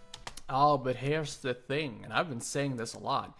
The levels themselves are the hub areas. There are only 2 opportunities where you have the chance to choose which kingdom you'll visit next. It's basically like a simple 2D Mario map that leads you into those 3D Mario environments. In this case, I think that Galaxy's linearity is a strength in that each moment has been precisely crafted for the player's enjoyment. For example, let's take a look at some bosses. In Odyssey, bosses are kind of a rarity because the bulk of the game is finding moons and solving moon puzzles. It feels Each a bit kingdom does weird have a boss or two, but more comparing often than them not, because it's a they're battle against one of fundamentally the very Broodals. different games. Without counting them or Bowser, the game only has I'm sure it 6 can be done, original but boss it's like fights. you need to In find Super the Mario correct Galaxy, each the major correct galaxy arguments tends to for have it. at least one unique boss, and each observatory also has a main boss that ultimately progresses the story. This adds up to 14 original boss fights, not including Bowser or Bowser Jr. This isn't necessarily a negative, quantity does not equal quality, etc. But to the average player, it can definitely feel like less content overall. So, with these points taken from the differences between Galaxy and Odyssey, how could Odyssey have been made even better?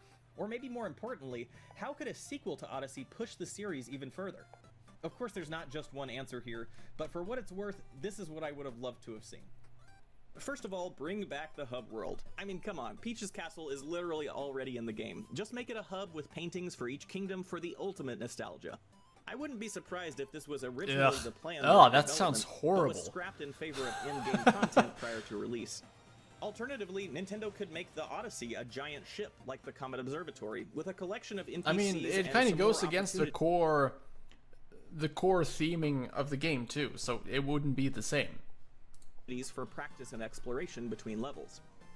Number 2, make the theming even more fantastical. We already had massive galaxies with tons of planets, and now we're back to just one big planet with a bunch of kingdoms. Why not make the next title something bigger, like Super Mario Universe?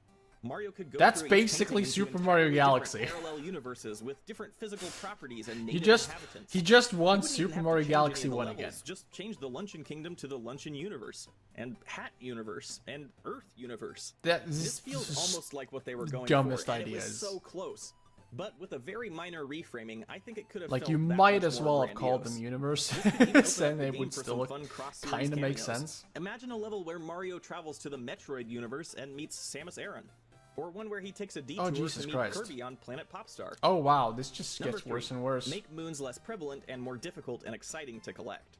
Really, the moons just need to feel a bit more special.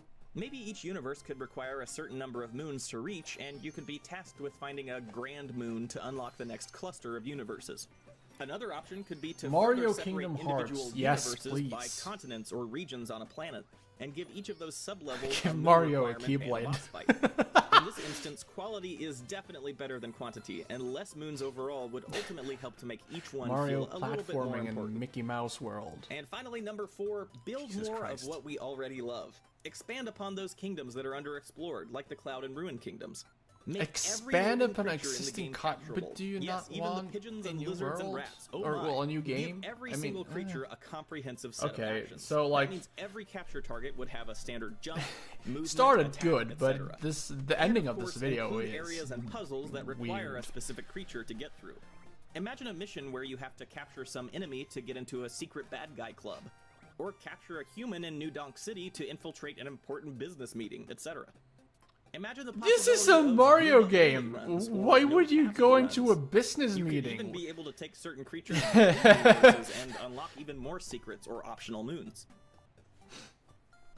Imagine just like one of a normal person just sitting in a board meeting or something, and he's wearing a red hat with this like a giant silly mustache and different eyes, while they're talking about the quarterly reports. And it's just like he's just sitting there, and then suddenly he gets up and starts jumping around. Just rolling around, ground pounding the floor. I love it when game journalists think they're the shit at game design and conceptualization. Yeah, he's just not even a game journalist, is he? He's just a YouTuber.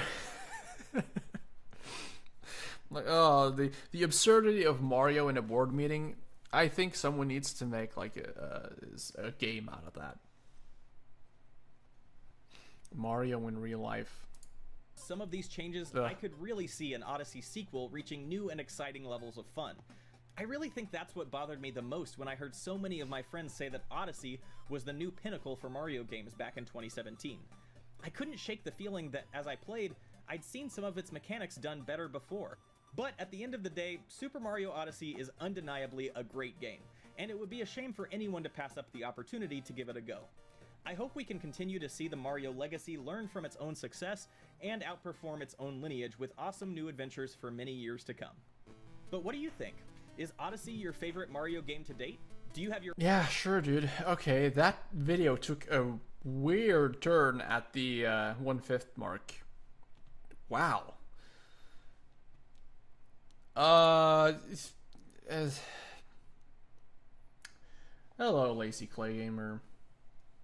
I'm doing good. At least. This guy isn't doing too well, it seems, because it's almost like he had a seizure at the end of this video. We just started talking about a lot of weird stuff. That doesn't really... But I guess it's just a wish list for a future Odyssey game, so it's hard to be too harsh on it. It's just really funny, the ideas and how you'd imagine them working with the current like setup of Odyssey. Because that's the core of it. Like, he just wants another game like Odyssey, but with those ideas implemented. It's just really funny to me for some reason. Okay, that was Nintendo. I don't think I got anything out of that. Just the same old tired criticisms that it's not quite. It doesn't quite make sense, although it was pretty funny at the end there. The next video is 172 tiny things that make Super Mario Odyssey a game for the ages by IGN Games. I think this is going to be a grind. What did I miss so far? Not much.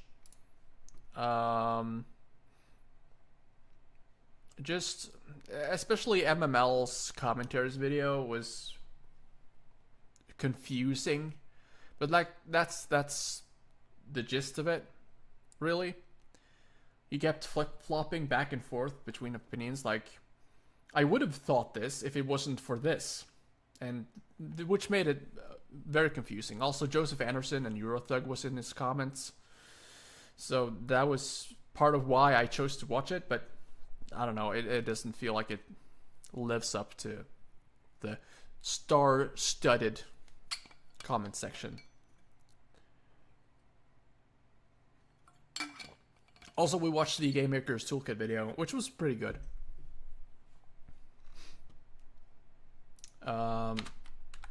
But right now, it's IGN's turn. I kind of included this just for, like, for the irony of it, because IGN is usually not the site that gives the deepest thought to games.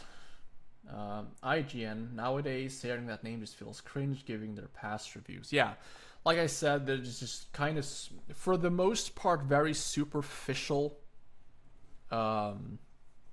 reviews. At least that's what they're known for. I'm sure there are some that go kind of in depth and explores the theming of the game, but I think it's more a symptom of the review scene than anything else. But whatever. We'll give them a chance. This is a relatively new video they posted 11 months ago. I think it's new. They might have had it on their site for a while. I'm not sure. But yeah, we'll check it out. It's 172 tiny things, right? So there's bound to be something that we can latch onto. And it's loud!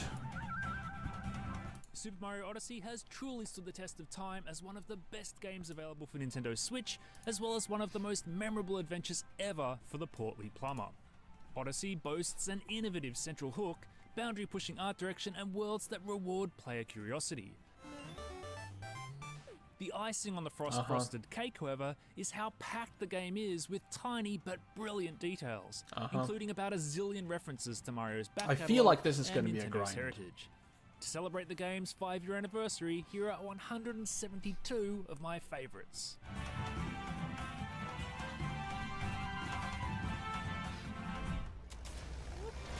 Let's start with the Odyssey. If Mario jumps on the globe before you've completed New Donk City, it plays a lullaby version of the Fossil Falls theme. Damn! What? I didn't know that. To pay off his perch, however, it switches to Jump Up Superstar. That is fucking cool. Damn. This video is giving me all the right stuff immediately. What the hell? I did not expect this. Wow. I'm kind of blown away by this. I need to write this down. Jumping on Odyssey globe gives music box lullaby. I remember hearing about their SpongeBob SquarePants Rehydrated low score review, and that video didn't get any deserved backlash. Oh, I'm sure that video didn't get any deserved backlash. Yeah, yeah. I don't know.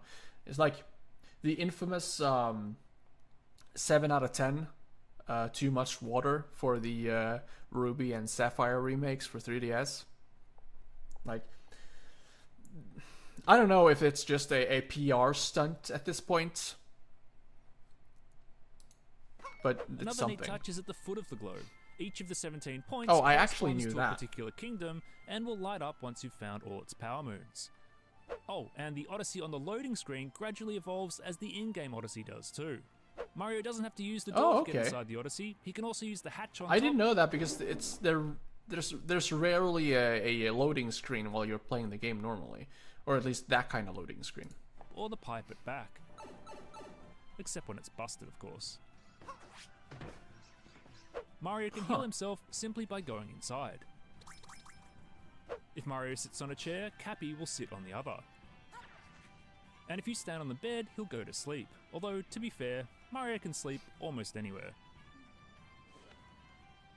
What a clown. The Odyssey itself is a flying house built by hat creatures. And given what I remember when I did my game journalist series where I tried to write like a game journalist for Sword and Shield, one of my negative points was too little water. I don't think I ever uploaded it though. Did Sword and Shield have enough of anything?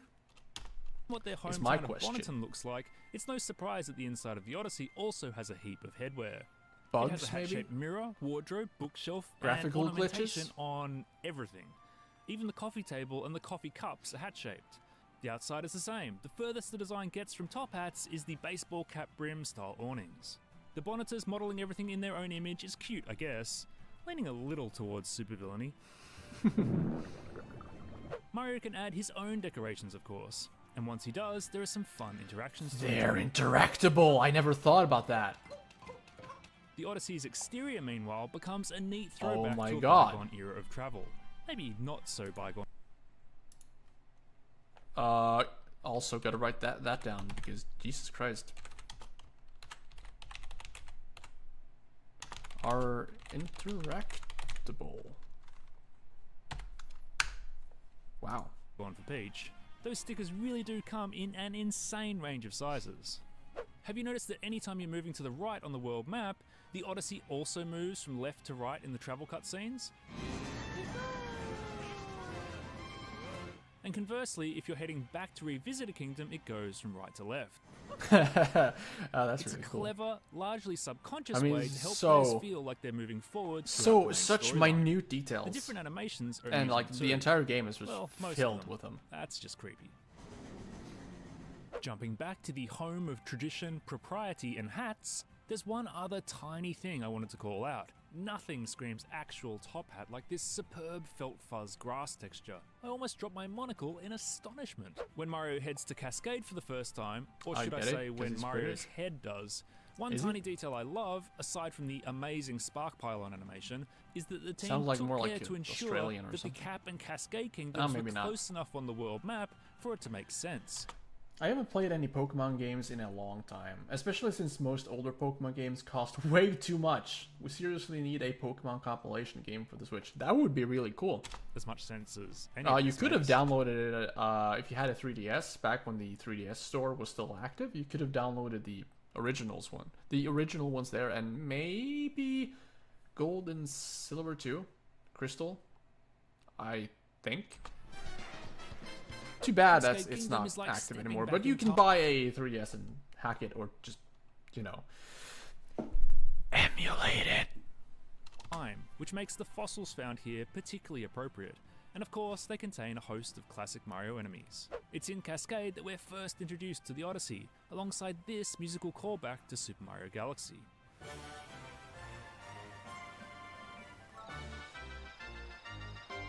All right, I knew I When Mario remember first arrives in or Tostarena, recognized that the too. kingdom is frozen over. If you go exploring, you'll find this ice-encased Lakitu in the oasis. Try gazing into What the did eyes you of call some it? of the freezing locals. Lakitu? You'll see their pupils have lost their pink colour and floral shape. Nice to see you guys. Sorry. One of my absolute favourite touches in the Sand Oh, Kingdom shit, is what happens really? when All right. NPCs can change depending on environment. Well, yeah, well, yeah.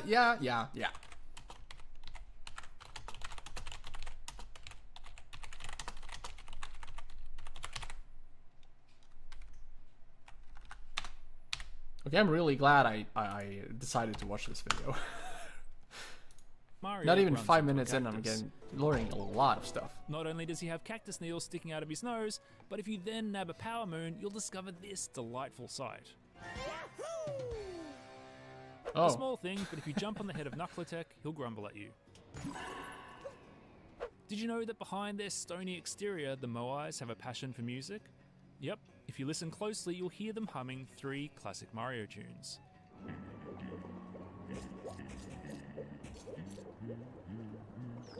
yeah, I noticed that actually. It's really cool.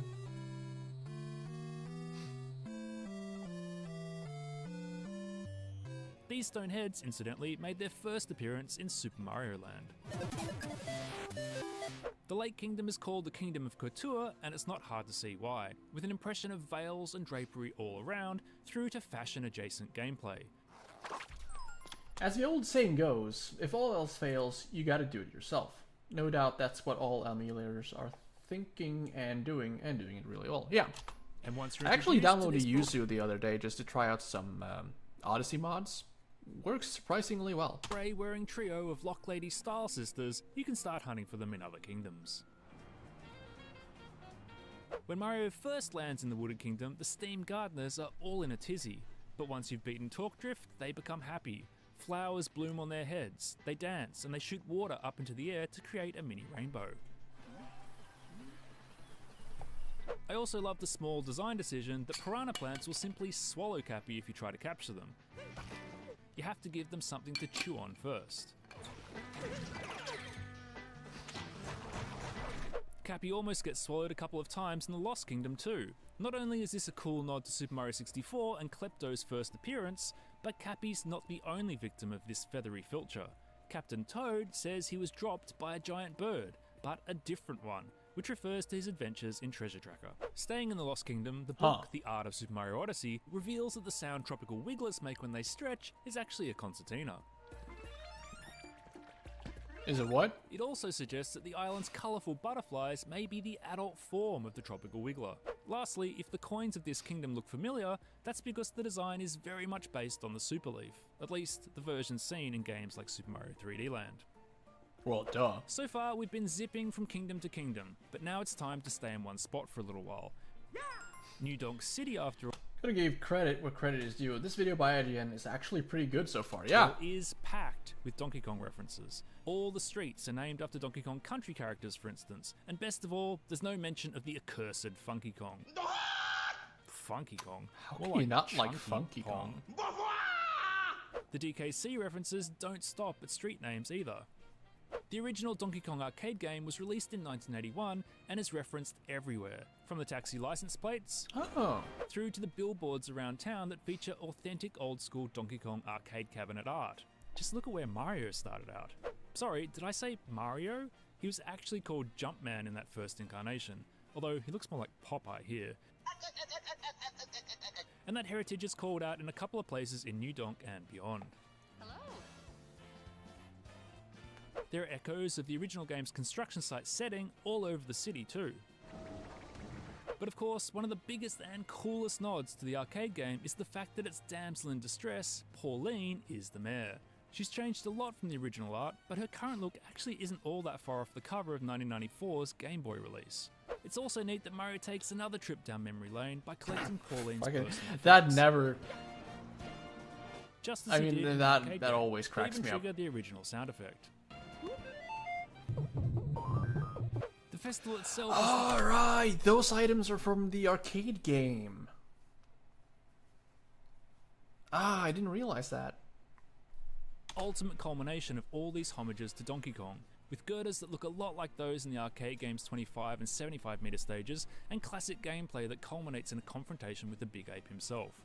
Incidentally, that DK sprite looks super faithful, but its colours seem closer to the one used in the NES port than in the arcade original. Oh, right, yeah. And how's this for a deep cut? See the side-to-side movement Pauline is doing? That's a direct reference to her animations from the arcade game. And this part of Jump Up Superstar contains the melody from the arcade game's 25-meter stage.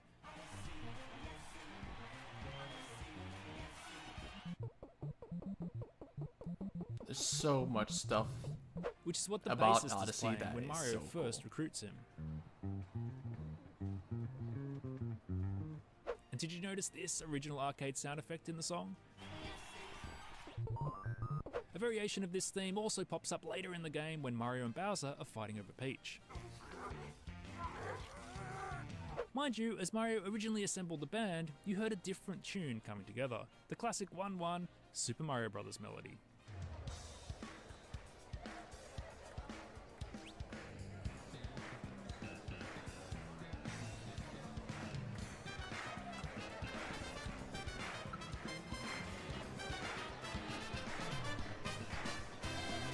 New Donk Theatre even lets you play through a close approximation of that iconic level.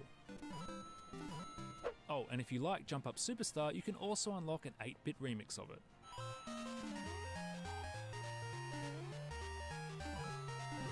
Yeah, that's New done York by City has a big giving influence or on the Metro showing community, the music from the yellow tone taxis stuff. to the architectural styles, which Really span cool. everything from old-fashioned apartment blocks complete with external fire escapes through to the Manhattan-esque skyline.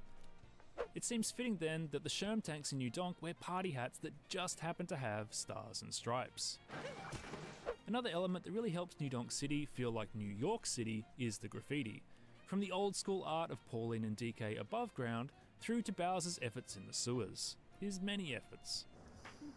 Outside the town hall, not only is this map consistent with all the other world maps, but the checkpoint flag marks the exact location of New Donk City. And later on, it turns out that houses aren't the only unexpected things that can fly.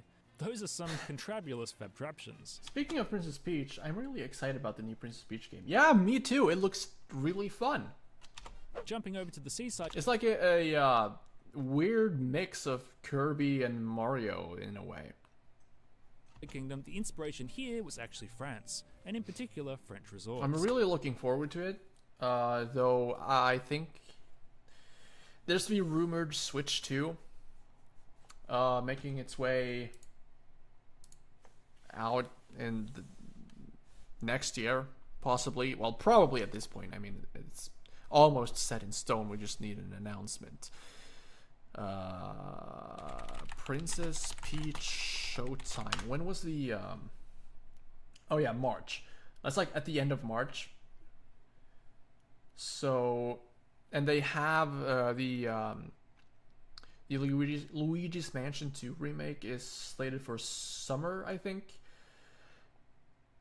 which could mean that the Switch 2 either comes out at either between March, which is the end of the Nintendo's fiscal year, and the end of the year, but maybe also during fall after Luigi's Mansion comes out. So I don't know, there's something about those release dates that kind of makes you think about when the system is going to come out. Do you think there will be games that can only be played on Switch 2? Yeah, definitely. It's going to be a new system. I have no doubt about that. It might, knowing Nintendo, if it still uses the cartridge format, it's probably going to have backwards compatibility. Because when Nintendo usually does backwards compatibility when it makes sense and it's actually, you know, possible without too much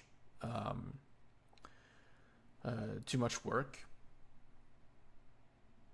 I think the DS to Game Boy Advance and through DS to DS, the Wii to GameCube, and the Wii U to Wii. You can actually play native GameCube games natively on the Wii U because it still has the hardware for it. It's just that they disabled it for some reason, so you need to hack it to be able to do that. Also, it can't read GameCube discs, which is probably why they just disabled it entirely.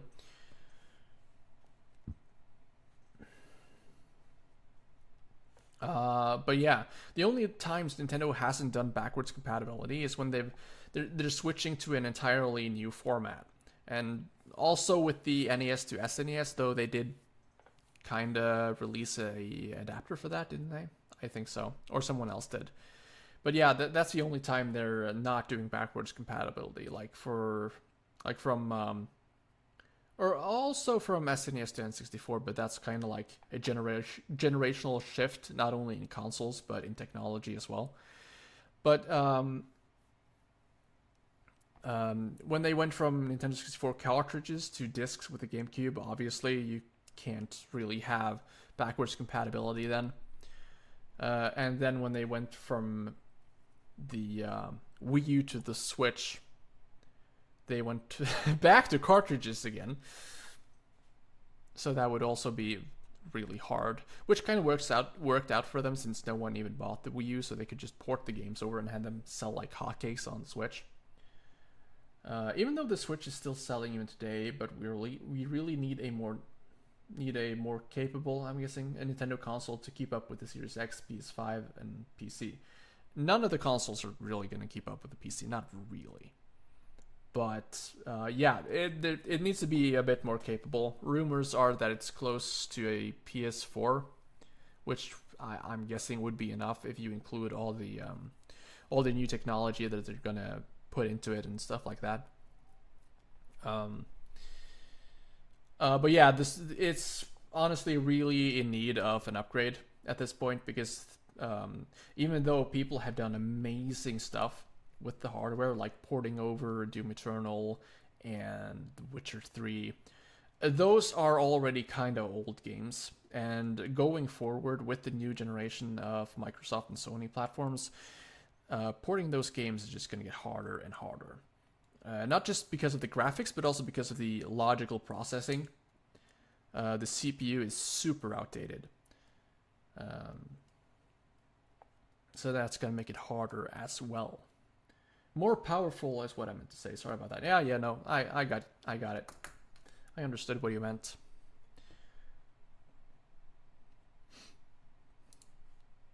Where else could these escargot inhabitants dressed in stripes, berets, and wearing manly moustaches have come from? And what could be more French than champagne? We have an enormous wine flute, a lighthouse shaped like a bottle Dude, of they bubbly, actually do and have huge corks mustaches. to Mustaches. get the sparkle flowing. Mustaches. And then there's the boss, Brigadier Mollusk Lancier III, Dauphin of Bubblaine, labeled I as really a wish they told us noble his French name. octopus in the Art of Super Mario Odyssey book. Oh, and a Dauphin? Merriam-Webster says it's the eldest son of a king of France. Oh, ha, ha, ha. Ha, ha. In keeping with the sparkle water motif, you can see tiny bubbles gently rising up while swimming, thanks to the carbonated water. Plus, there's a fizzing sound whenever Mario is moving around on the water's surface. I love that you can capture Isn't that a just gusher the and use it to water the splash seedlings sound for a effect? faster power moon. Oh crap, you can do that. Recognize these fearsome fish? The moray eels. Oh are my first god, of introduced in course you Super can do that. Of course you can water the fucking pots to make them bloom faster. My god, why didn't I think of that?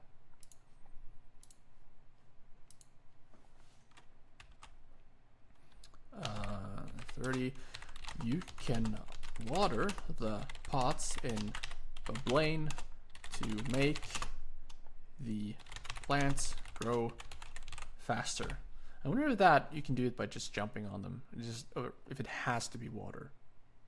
Maybe I should 64. check that Every out. kingdom in Odyssey really doubles down on its theme, and the Luncheon Kingdom is no exception. Perhaps the most inspired touch here, however, is the fact that the Hammer Brothers toss frying pans instead of hammers. There's also a superb callback to Super Mario Bros. 2. Oh yeah, golden turnips. Ha! Or Bowser's Kingdom, turnips in meanwhile, general. is jammed with things inspired by traditional Japanese culture. When Mario travels between play spaces, for instance, a traditional Japanese instrument called a koto plays. And if you go for a swim, you won't find Cheep Cheep, you'll discover koi fish. And see these coins? Their shapes and striped markings are very reminiscent of koban, gold coins used during the Edo period of Japan. There are just so many details to The enjoy. Koto goes And to here, hard. Mario finds Yeah. himself in a very traditional looking space. And once he enters the pipe, a folding screen opens to reveal an incredibly Japanese backdrop for the 2D gameplay. And just outside is a very familiar sight, both in Japan and in Mario games. Yes, Mario and Jizzo statues go way back. He first became one in Super Mario Bros. 3, and indeed these do look pretty faithful to that game, but once you actually capture one, Mario then turns into the Tanuki Jizzo from the Statue Leaf power-up in Super Mario 3D Land. There are a few aspects of Bowser's Kingdom that would be much more self-evident for a Japanese audience than a Western one. The use of red and white colours, for instance, say that there's a celebration, while there are 2 kanji characters that pop up on the banners and the sails, and each can be read as kotobuki, or congratulations. All the decorations here would scream out to a Japanese person that I this just kingdom love is decked out this for Bowser's impending level wedding. in particular. The lanterns, meanwhile, have And, characters and especially because all of the stuff you see on screen is actually dancing along to the beat of the music. on them that mean This is really conquerors cool. of the heavens. According to the Art of Super Mario Odyssey book, reading them aloud sounds out the word Koopa. Everything in this kingdom is about celebration, from the fireworks bombs through to the Robo Brood, which was actually designed as a mobile fireworks launcher. And proves that point when defeated, in a cool callback to Super Mario 3D World.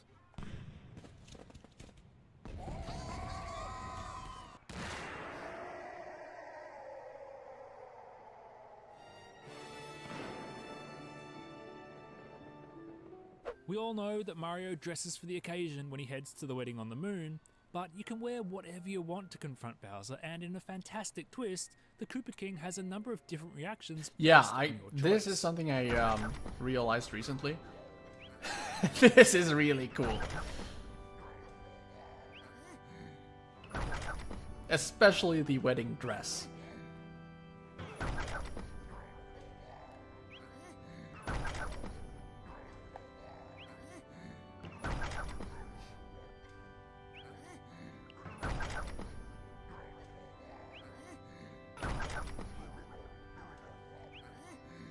Luigi Huh? also has dialogue that reacts to what And the Mario's invisible one. So staying on the moon. it's so What else dumb, could the but regional so currency be great. than Super Mario Galaxy. And also Luigi commenting on your different outfits. It's Moving awesome. from Galaxy to Super Mario 64, the Mushroom Kingdom is overflowing with nods to this all-time classic.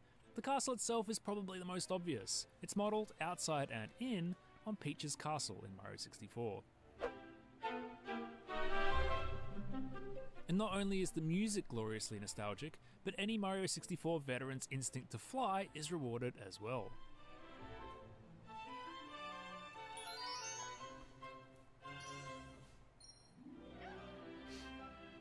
Oh, all those clouds that were on the walls? They're back too, albeit in a slightly more subtle form. What's this? These coins look familiar. They're even called 64-esque in the brochure. And the power moons aren't even moons.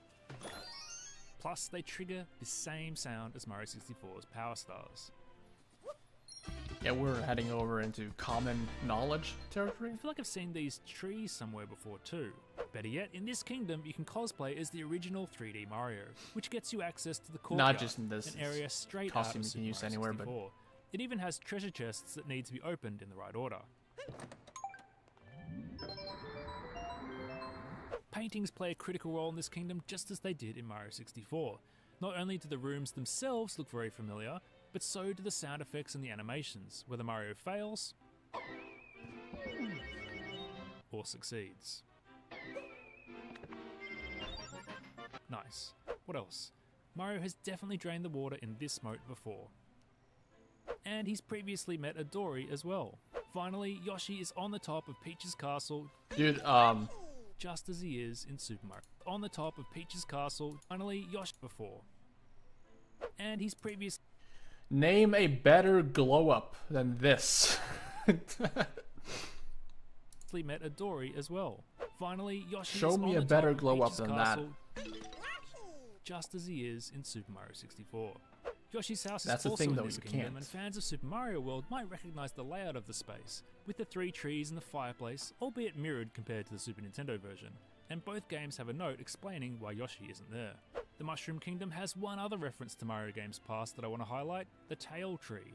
This tanuki-tailed timber first appeared in Super Mario 3D Land, and as you can see, its foliage is literally made up of Super Leaf power-ups. If you look closely, the Toads are wearing an assortment of different hats. According to the book, The Art of Super Mario Odyssey, These are souvenirs from Peach's travels. If you read the info on the map, it mentions think that one of the some toads claim the says shape that of the too. lake is familiar. It's a classic Mario shroom. Lastly, once you have 999 moons, a giant top hat appears perched on Peach's castle. It's not just decorative either.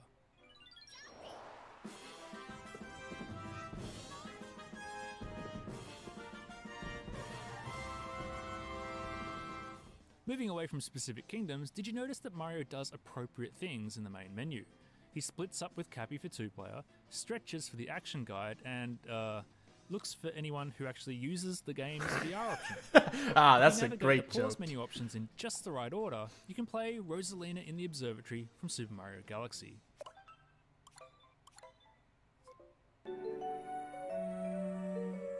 Seriously? And if you Are you kidding me right now? Damn. Okay, I didn't know that. That's super cool.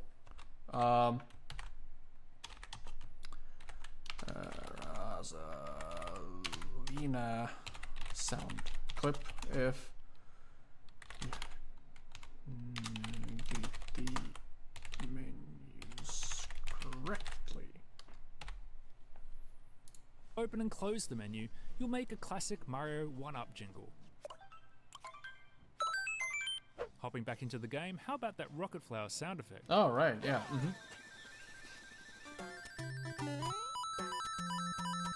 Power moons come in different colours in different kingdoms, and these are mirrored by the colour of the checkpoint flagpoles too. And when you find a moon using a picture hint, it will be a power moon from the kingdom that hosts the picture. See the map that Hint Toad is holding? It has Bob-omb Battlefield from Super Mario 64 on it. The map in the Odyssey also does. Mario 64 was incredibly foundational for the 3D games that followed. It's just a small establishing detail most that of no Mario's one's moves, ever going to notice unless you're like super into games. as well as additional flourishes like getting toasted, nicely toasted, and this extremely graceful spinning descent. Mario has a few different animations when he banks a power moon, and they're all callbacks to earlier games. The closed fist is from Galaxy, the open hand is from Sunshine, and the victory sign is from Mario 64. Right. Does this animation look So weirdly enough, after having collected a ton of these things, I've never noticed that.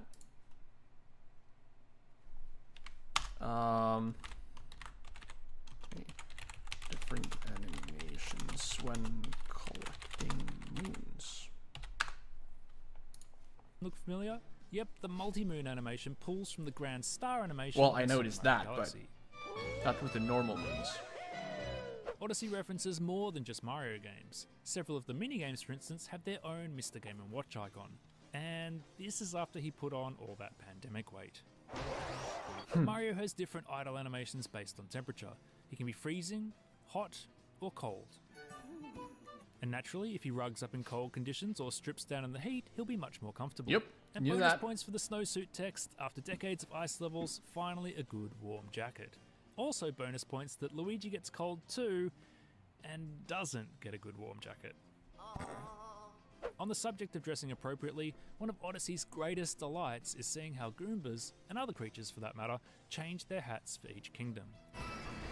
And whoever came up with the idea of stacking Goombas should be given an award. Oh, I no, like how no, hats no, pull no, double no, duty. don't do that. Extra personality, as well as Does functioning not as a sound- layer of armor that it does needs to be not knocked look off okay to make something at all. capturable. If the hat doesn't come off, or something looks nasty and spiky, no capture for you. Most of the kingdoms have a unique bird living in them, each of which has its own chirp and will come and land on Mario if he falls asleep or sits on a bench for long enough. The Mushroom Kingdom, meanwhile, is actually home to all the birds. 5 kingdoms have a Nintendog in them, and these pups are both playful and happy to snooze with Mario. Later on, one will join Mario on his adventures. It's also cute that as Mario falls asleep, so too does Cappy. Remember how Mario dreamed of pasta in Super Mario 64? Well, that's Spaghetti. back in Odyssey and expanded out to more than 30 varieties. alongside some other rather cute windows into his world. Mario won't fall asleep if he's too hot or too cold. Oh, and he's colder in the shade. It's hard to miss how much Mario loves to dance, but did you notice he has a different animation for the trumpet player and guitarist in New Donk? He's one cool cat. Okie dokie. The boombox in New Donk City is my favourite, as it plays a laid-back piano arrangement of Super Mario World's overworld theme. It's not quite dancing to the beat, is it? It's more like the underwater version, actually.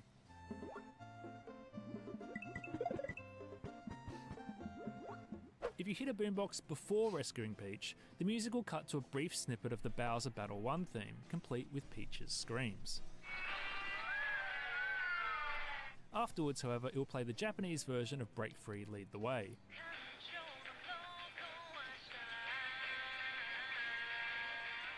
In most places.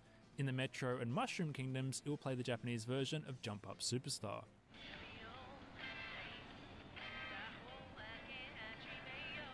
Lasting on the boomboxes, Mario does this weird pause when it moves from one song to the next.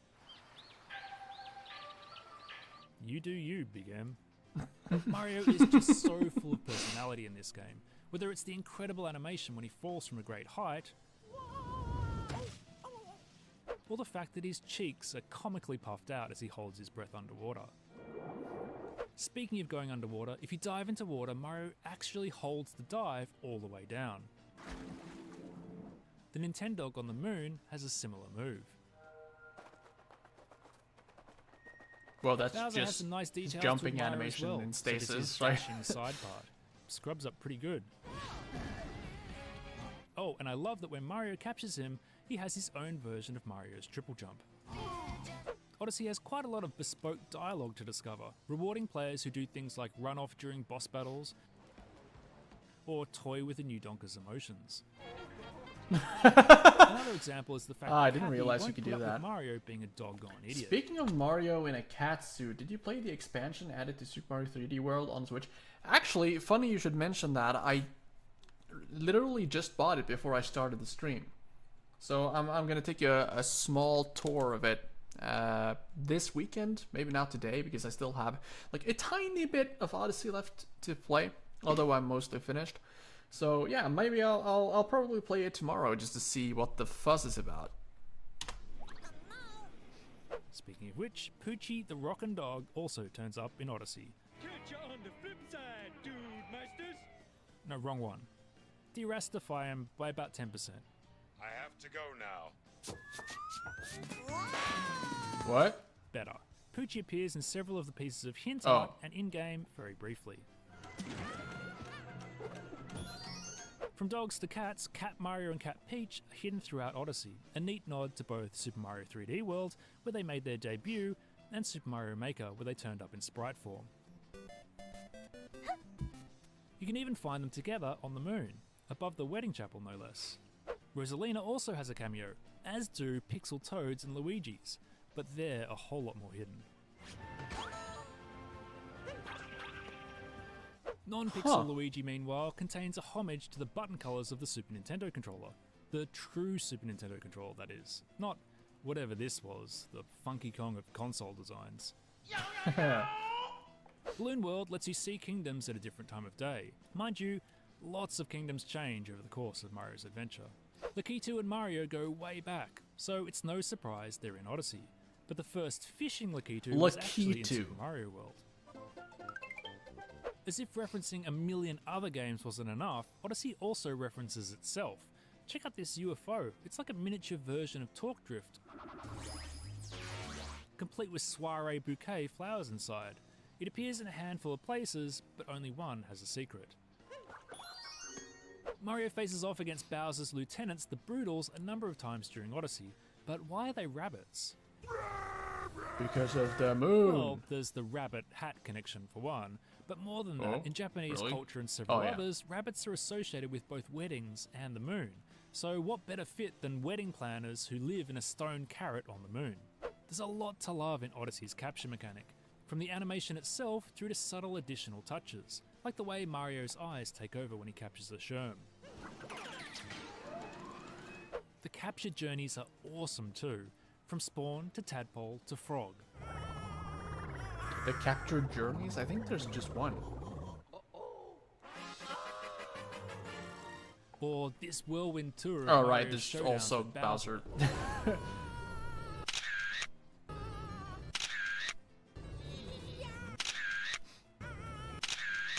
And on to their shared obsession with Peach. Oh, and when Mouser, not to be confused with Meowser, goes 8-bit, it's his original form, albeit with Mario's cap and moustache. Ugh, This excuse is me. the classic Princess Toadstool too. NPCs will react to Mario once he's captured something, and they're generally terrified, but not always if it's something innocuous or something they're really into. My favourite thing about the capture mechanic, of course, is the tiny but brilliant decision to Bless you, make a thank you. mustachioed Thank you, I menagerie. really needed Aside that. from Gusher, I who think I'm apparently getting have sick. their own upper lip warmers. Let's cross our fingers. I'm not. Of course, if Odyssey wasn't fun to play, it wouldn't matter how many moustaches it tossed on things. But the tiny details shine here as well. There are countless ways to do even the simplest things, like collecting coins or hitting question mark blocks. And why wouldn't you be able to spin signs? Or power moves? Mario will throw Cappy clockwise or anti-clockwise depending on which Joy-Con you use to toss him. So much There are so many minor stupid. It's things like to enjoy in such a Odyssey. stupid Objects to amount of interact with detail. and hidden rewards to discover. And why does Mario kick the checkpoints?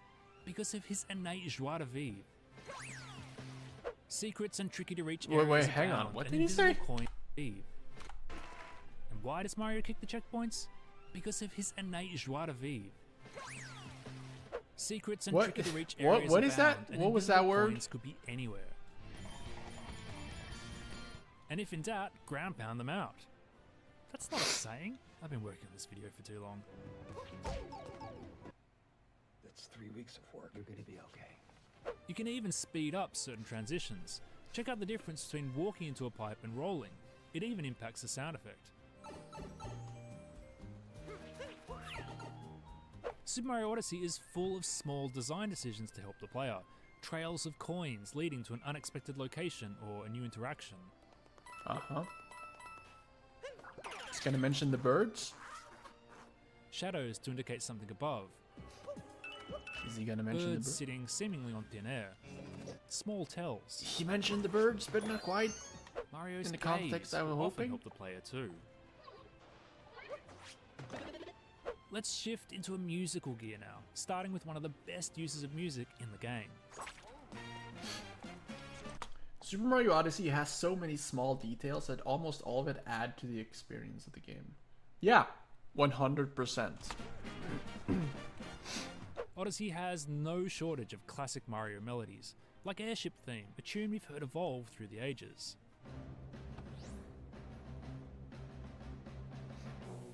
Like it almost feels real, right? Underground themes are staple too. Like but there are everything 3 different behaves versions in almost Odyssey. kind of how you would expect them to. This spaced out, slowed down one may sound familiar for Treasure Tracker fans. And how about this catchy ditty?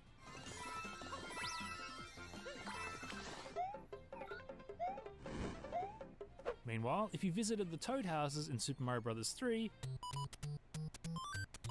you probably recognize this one. And if you take on the RC challenge, you'll hear this iconic Super Mario Kart tune.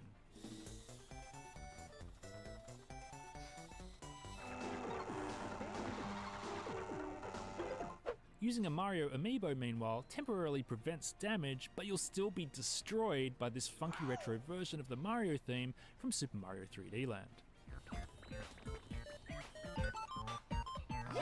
We've already talked about Jump Up Superstar, but I only just realised that the crowd jumps in time with Pauline's lyrics.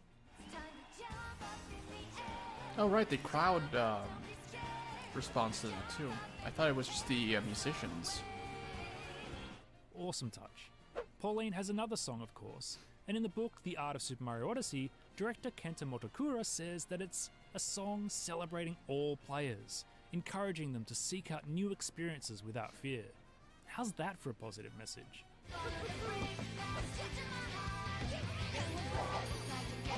And all the fucking animations. Okay, It's we're just almost there. insane. Let's quickly whip through some of my favorite references in Mario's outfits. The top hat and tux look very much like the Mario from the cover of Super Mario All-Stars, only with more of a Cap Kingdom colour scheme. Then again, the bottom half might be inspired more by Mario Paint. The conductor outfit too also looks a lot like it's from Mario Paint. This outfit as well, obviously. It's literally it wasn't from actually Mario in the Paint. game itself, but featured on various covers and in promotional materials. One thing to note, instead of turning his cap backwards for Odyssey, Mario has instead acquired a beret, which is a nod to the cover of Mario Artist Paint Studio for the 64DD.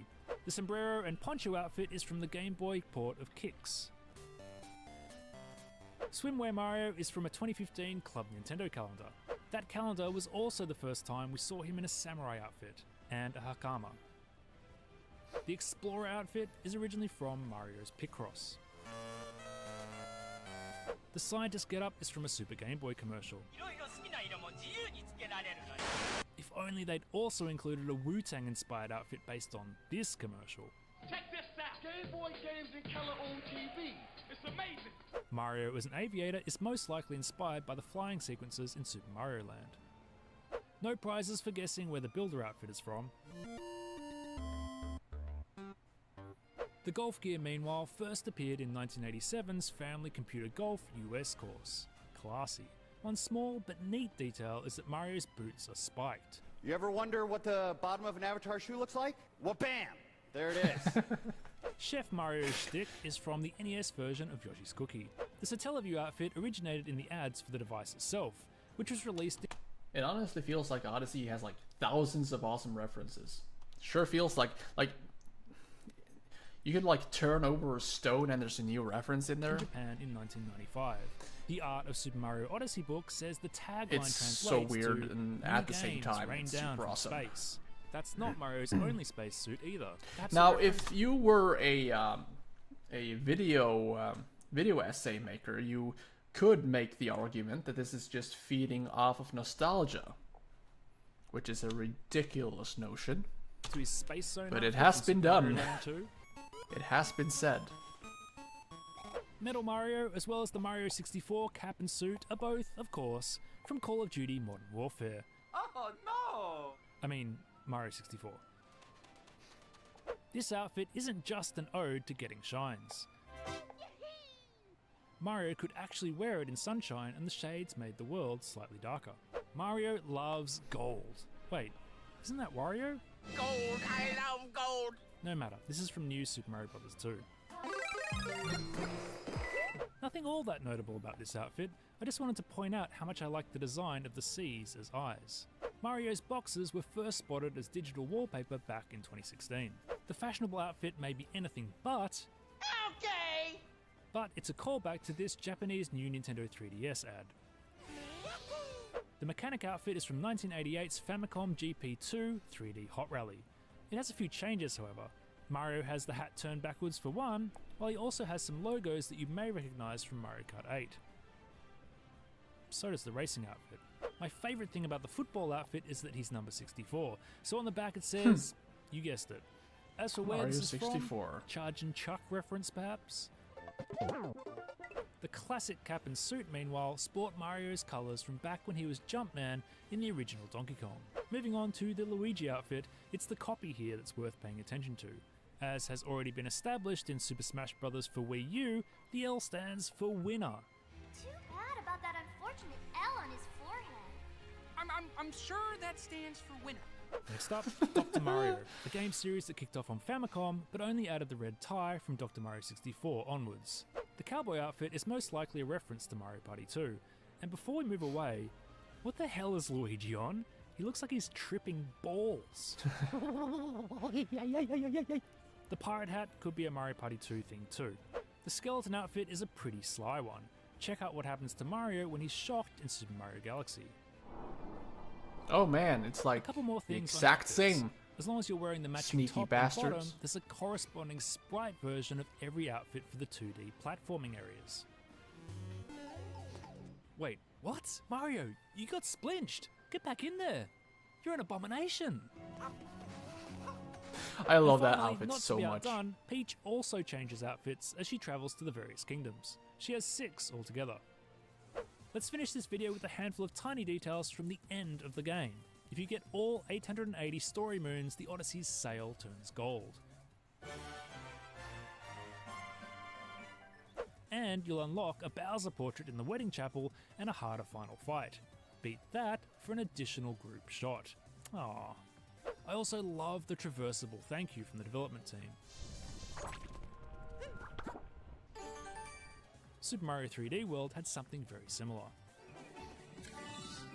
Last but not least, when Mario says, Thank you so much for playing my game. it serves as one last callback to what else? Super Mario 64. Thank you so much for playing my game. Thanks so much for watching. If you enjoyed this video, then check out... What a good video, dude.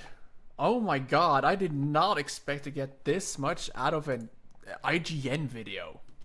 What? Appreciate Odyssey for how it handled references. Like, the game doesn't have references for the sake of it, but it adds to the experience. Unlike a certain game that came out 2016 that we all hate. You don't even have to say the name. Everyone fucking knows. And it doesn't exist. It doesn't exist.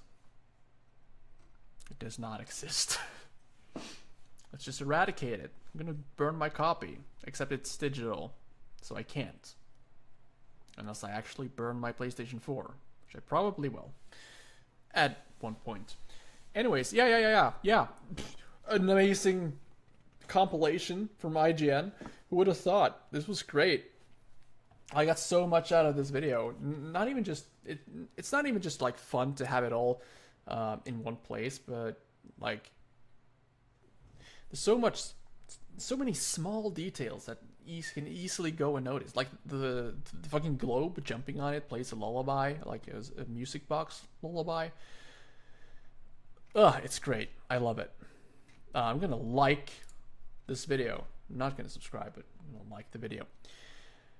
Okay, so to finish off the stream, we're gonna watch What Made Super Mario Odyssey So Perfect by Anto. This is the only video essay of the day, of the stream. I'm a little bit unsure about this because this is the same title as a video we watched earlier, and it seems like it's, at least from the opening lines and stuff, I don't know, it feels similar. I'm not gonna say that he's stealing, but I don't know. There's only so many opinions you can have on a game, right?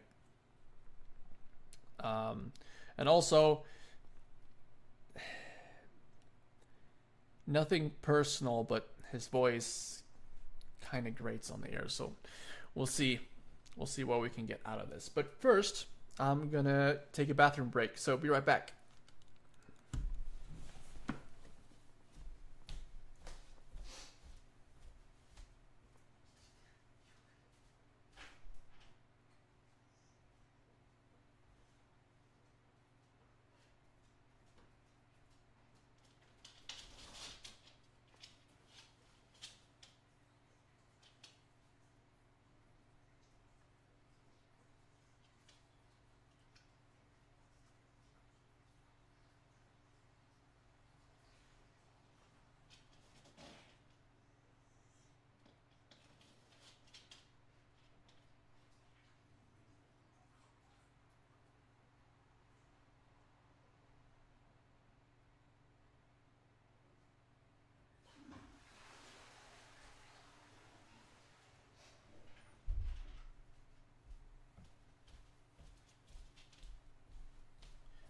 Also fill up some water.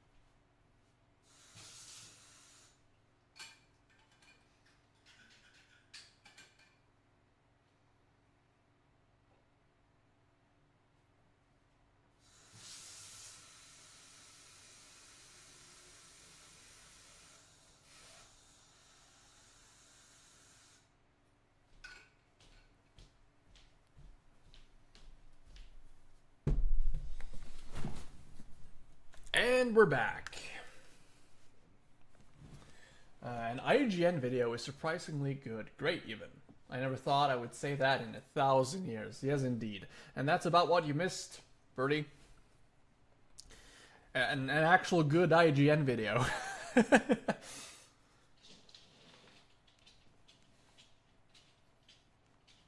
Actually, I think this is the 6th video. The 6th and the last one. This is probably the one that's going to have the most meat in it. I think it's 57 minutes long, so it better.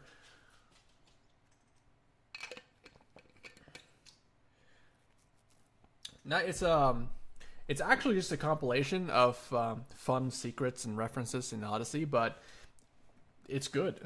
It highlights a lot of stuff that's super easy to miss.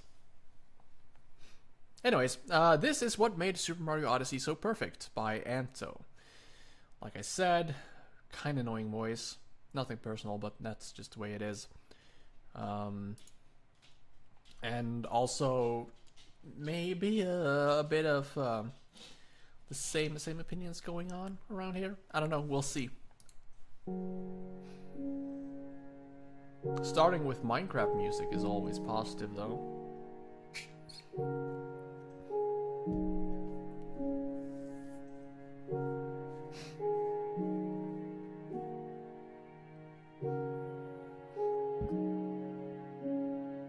But I wish on it'd get to the January point. 12th of 2017, Nintendo would release a trailer in which they would formally announce one of their biggest projects yet, Super Mario Odyssey. Except Who does this time, this we'd remind be me embarking of? on a It vastly reminds me different of someone, adventure but I compared can't to what we are quite used put to my finger seeing on it. in 3D Mario games, an adventure that no one could have ever anticipated. It's no secret that Super Mario Odyssey is arguably one of the best Mario games of all time, whether it be for its kingdoms, moveset, atmosphere, speedruns, secrets, music, and so much more. But what made the game so special to people, and does it still hold that same euphoric feeling almost 6 years later?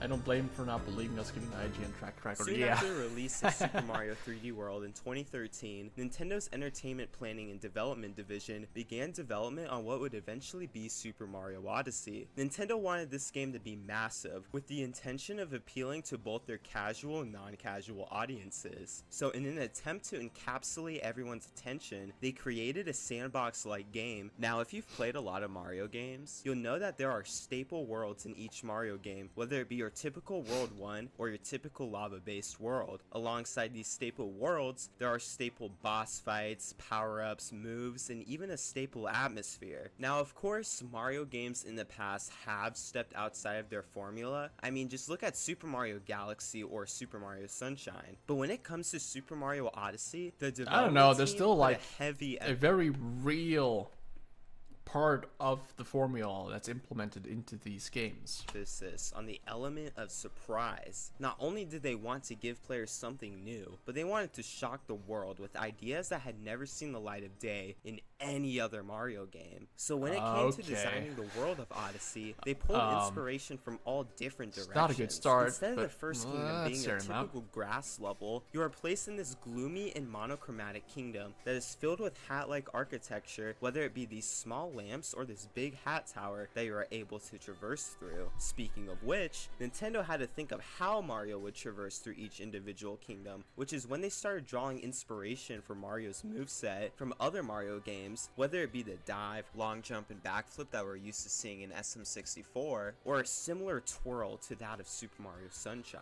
While we got some more not close classic enough. levels like Cascade Kingdom It's like a or Sand completely different Kingdom, move, and there it's also are plenty unusable. of outliers like Cap Kingdom, whether it be Ruined Kingdom, where you're quite literally fighting this massive dragon in this broken down and desolate castle, or we have the Moon Kingdom. But out of the 16 kingdoms Surprise in this game, mechanics, there's one yeah. kingdom that Nintendo went all out on when it came to developing Odyssey into the game that it is today. A kingdom that none of us could even imagine being a reality back then. This kingdom would be none other than the Metro Kingdom.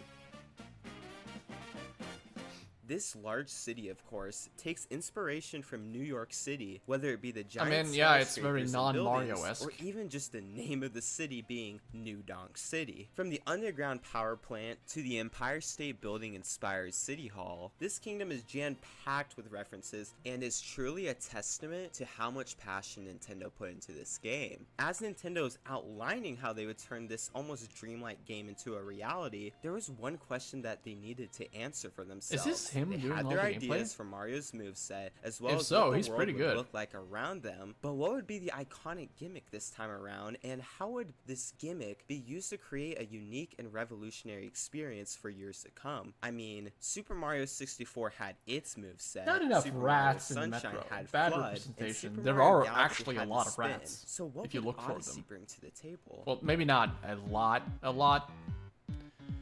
not sure. I'm not quite sure what a good amount of rats would be in that big of a city, but there are some.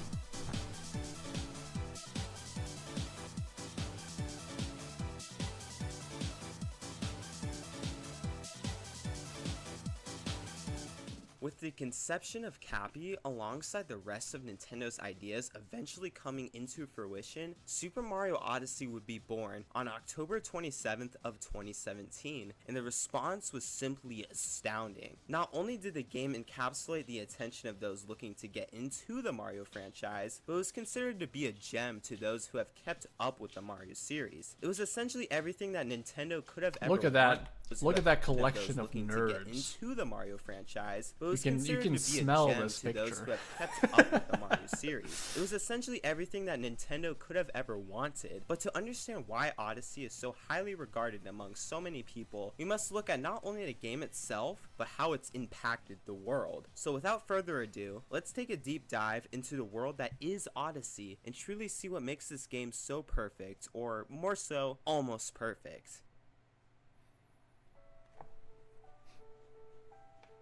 Upon opening the game, we find ourselves on an airship trying to stop Bowser from kidnapping the one and only Peach. But this time, Bowser isn't just trying to kidnap Peach, he's trying to marry her, as seen with his fancy attire as well as his dialogue. Bowser successfully takes Peach from her castle, and Mario gets knocked off the ship so hard that he wakes up in the Cap Kingdom. After traversing through Cap for a little bit, he meets Cappy, who gives him the ability to not only bounce off of his hat, but the ability to defeat enemies and even capture them. I always thought this start to the game was very special because it not only teased Peach's castle, but to an extent resembled the beginning of Super Mario Galaxy. Crap, it totally as did. in that game there's a similar scene on the airship, and it's Rosalina giving Mario special powers as opposed to Cappy. With your newfound powers, you'll find that there's a lot to interact with, even in this kingdom that's supposed to just act as a tutorial. There's secret areas with coins, things you can throw your hat on, and even these random posters that you can knock down.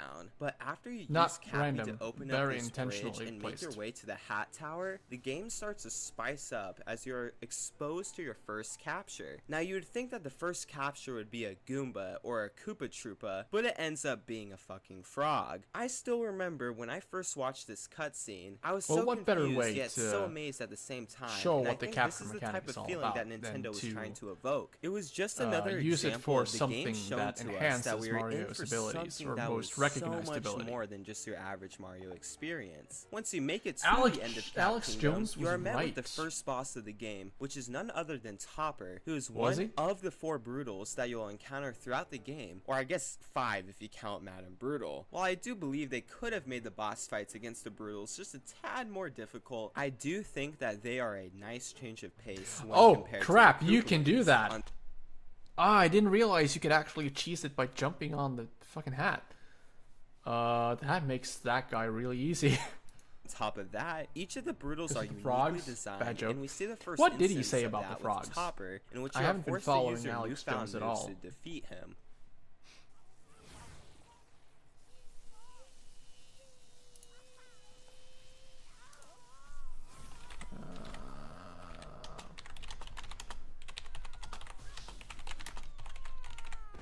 Now this is where things get real. As you explore the Cascade Kingdom, you'll find yourself collecting power moons for the first time. Some power moons are just way too obvious, but most of them are rewarded to you as a result of your exploration and curiosity, as they'll not only be littered throughout the stage itself, but in these sub areas or even these sections of the stage where you can move Mario around in 2D. Alongside this, you're able to capture a plethora of new enemies, whether it be this golden chain chomp that you used to defeat Madame Brutal, or this fucking dinosaur. But above all, we now know what we must do to defeat Bowser and prosper in the world of Super Mario Odyssey. It's our job to collect moons so that we can power up the Odyssey and ultimately stop Bowser from marrying Peach. Speaking of powering up the Odyssey, once you collect 5 moons in Cascade, you are able to make your way to this Sand Kingdom, which once again scales up this game's experience as there is so much to uncover here. In fact, there is so much to uncover in every kingdom, but I'll get to that later on in the video when I start covering Odyssey's post-game and other details in more detail. For now, let's just continue journeying through the game. As you make your way through the Sand Kingdom, you'll notice that the entire stage is covered with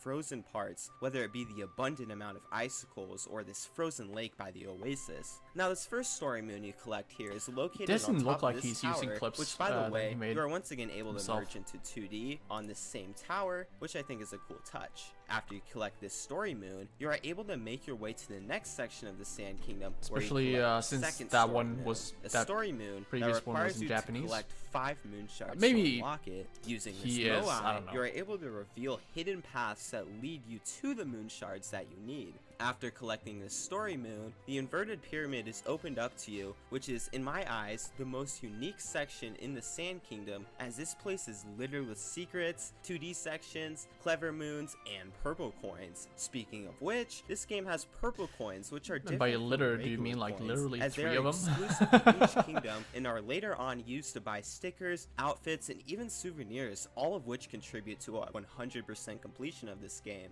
Once you make your way up to the top of the tower, you encounter He's playing Harriet, who is Japanese the because he's a second Brutal famous out of the speedrunner. 4 and will use her bombs alongside Is he? her hair to try and murder you. Once you defeat Harriet, the genius of this kingdom really begins to shine as day turns to night and you are met with this plot twist of events. The inverted pyramid rises, mummies begin to appear everywhere, and you even unlock this hidden part of the Sand Kingdom. This hidden part, of course, being this underground section that you are able to explore, and once you make it far enough, you'll find yourself in this area, which is arguably one of the most iconic areas in the game. I Seems say like this he's because if you chronicling happen a to lot have of speedrun explored the stuff, more though. advanced mechanics of this game Which is cool. before landing in this area, you'll be able to not only find hidden coins on these pillars, but a massive coin stack, which is even harder to get. This is iconic because this is one of those rare instances. I mean, where if Nintendo this is rewarding his you for not only personal exploration, footage, but then for a having lot a of grip he's on the game's making a lot of good mechanics. plays It's that at certain mentality of, points. hey, even though this area doesn't have much merit and is rather inaccessible, if someone does find a way to get up to this area, then we will reward their efforts, which in my eyes is just brilliant. It's one of the many ways that Nintendo is able to reward their less casual audience without removing that, the accessibility the game offers to.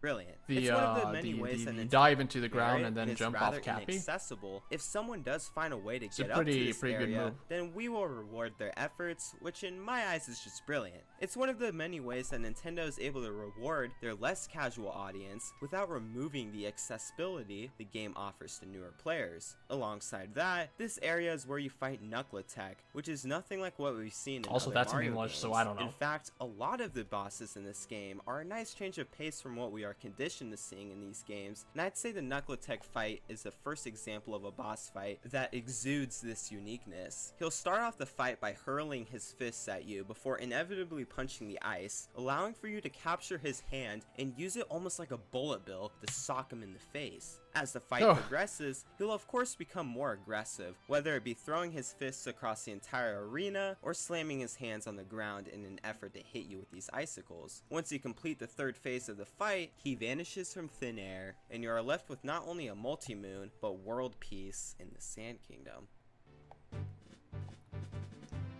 world peace As in you the Sand continue to Kingdom. embark on your odyssey, you are given a choice as to which kingdom you go to next. While this pitchfork in the road doesn't seem too significant, your choice will actually impact you later on, as the kingdoms these paintings lead to will actually be altered, and the same can be said for when you have to choose between Snow and Seaside Kingdom. Anyways, let's dive into Lake Kingdom, shall we?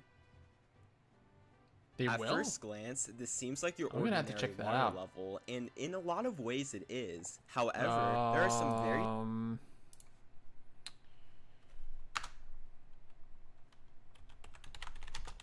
Are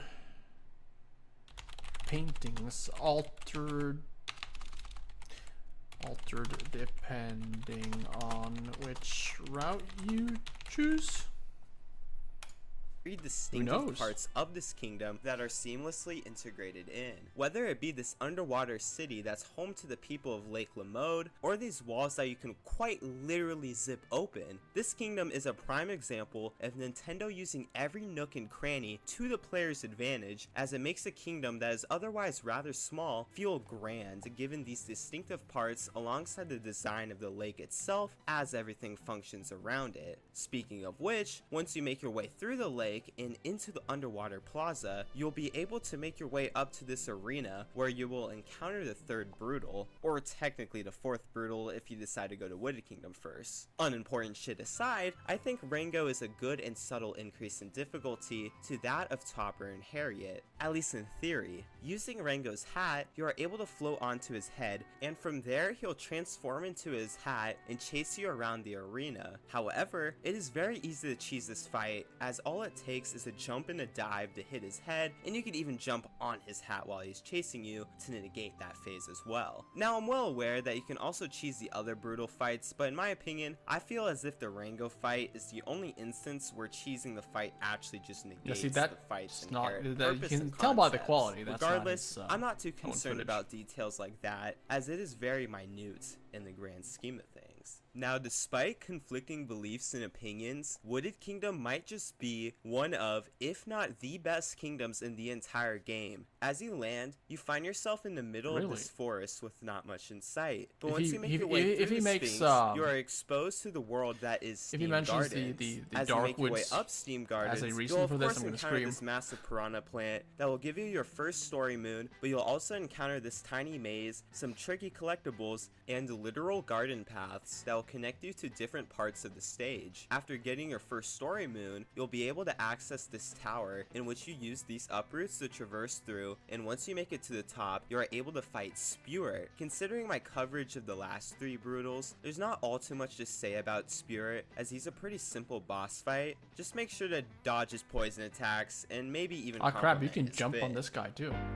Yeah, it makes sense because he doesn't actually have a spike. Now, if you fall off the stage at any point, you won't just respawn back at the last checkpoint with 10 lost coins. Instead, you'll land in this gloomy and dark forest with no map of it in sight. This is where the brilliance of Wooded Kingdom Oh, ew! See, Nintendo is fully aware that at some point we will make a mistake, meaning that the discovery of the deep woods is part of the Wooded Kingdom, though. Despite this inevitability, I mean, it's cool the first time it happens, but then the second and third and fourth and out of the fifth. deep woods are these beanstalks that you can grow with these nuts. But if you choose to explore the deep woods, you will find many collectibles and even another dinosaur. While this is what lies below, you will also have to make it to the top of the Wooded Kingdom if you want to achieve world peace and ultimately stop Torque Drift from giving Bowser his flowers. Speaking of which, once you use these tanks to get the story moon, you'll be able to fight Torque Drift, which is once again another distinct boss. Using this uproot, you are able to hit Torque Drift's weak spot, but in order to do this, you must dodge his lasers and hit his orbs, which are covered in these gray blocks. Not only does this create an epic boss fight, but it forces you to learn how to use the uproot to its full potential. Whether it be this boss fight, the deep woods, or just the atmosphere, pretty much been forced to use the uproot to its full potential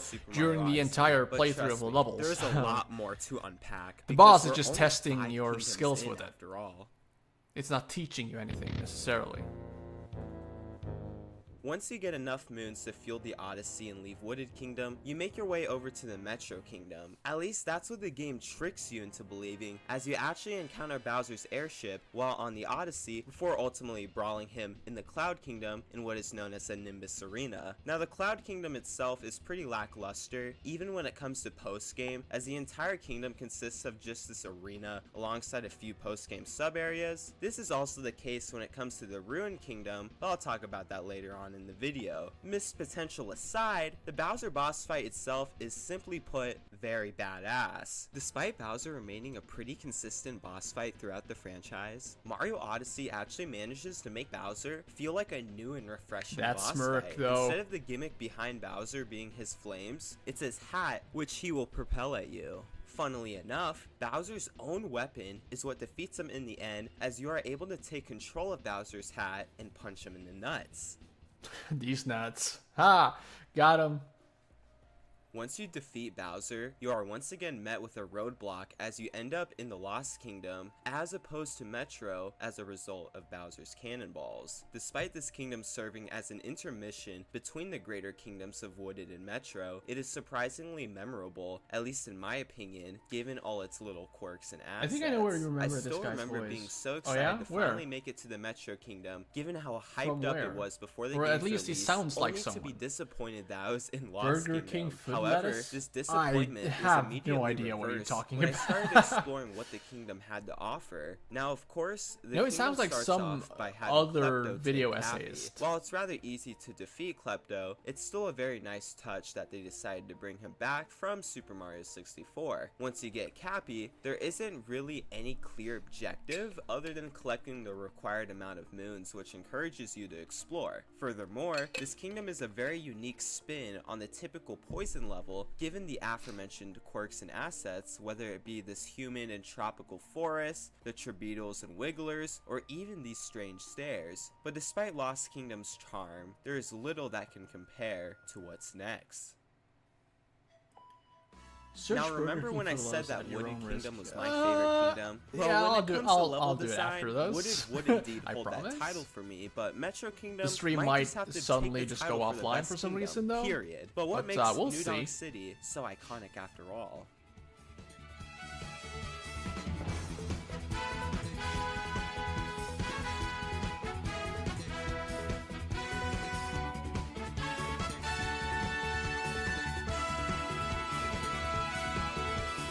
Well, when you finally land into the city, you are met with the kingdom being in a state of disaster. Enemies have infiltrated the street, the city hall is under attack, and there's a giant robotic wiggler at the top of the city. Despite a lot of the city being blocked off, there is still so much to uncover, whether it be the abundant amount of collectibles or the subtle Easter eggs that are scattered throughout the city. Once you make it to the city hall, you are met with a rather challenging climb, as you have to maneuver your way up these poles without getting hit by these mini Goombas or the bugs. Oh, I'm sorry. Did I say bugs? What I meant to say was urban sting bees. Yes, that is what they are actually called. Anyways, once you make your way through the city Mario hall, naming you are able to conventions capture never the spark disappoint. pylon that takes you all the way up to the top, where you face off against the Mecha Wiggler. Now, if you have any experience blowing up taxis with the tanks, then you will have no problem blowing up the Mecha Wiggler, but the fight itself is actually hidden with complexity. The fight is broken up into 3 phases, all of which involve shooting the Mecha Wiggler. However, Nintendo will reward you for skilled play, as quick and accurate aim with the tank will allow you to defeat the Mecha Wiggler in just 2 phases. Now the first phase is relatively simple, but the I second thought phase that is where was the like hidden complexity kinda lies, as the formation what of the you Wiggler were on this supposed to building do, is actually because random. I've never Sometimes had a the Wiggler problem will present with this itself fight. in a way where it's very easy So it never to defeat, actually while took other more than 2 times phases, it'll except for the overlap on refight, itself, making it significantly more horrible. difficult to hit. While the Mecha Wiggler seems like a very odd boss fight, especially within the context of a Mario game, it actually makes a lot of sense if you think about it, because it perfectly complements the buildings around it and even encapsulates the tone and atmosphere of Night Metro. That is why when you defeat the Mecha Wiggler and grab the Story Moon, the gloominess of the city wears off, and you are met with an illuminated and gleaming city. the masterpiece that is Metro Kingdom is finally revealed to you, Is it and an you are met on-rails with boss, even or more can to you move around? explore. Yeah, you can move alongside a around. set of It's tasks to in like complete. in Coincidentally you're enough, surrounded by the first buildings, and task this to is like talk to small Pauline, who's arena. not only It's the actually the mayor of square. Newdonk City. This square that he's currently in is the arena. It's just you're surrounded by buildings, you can't get out. It's pretty sizable, and you can move around.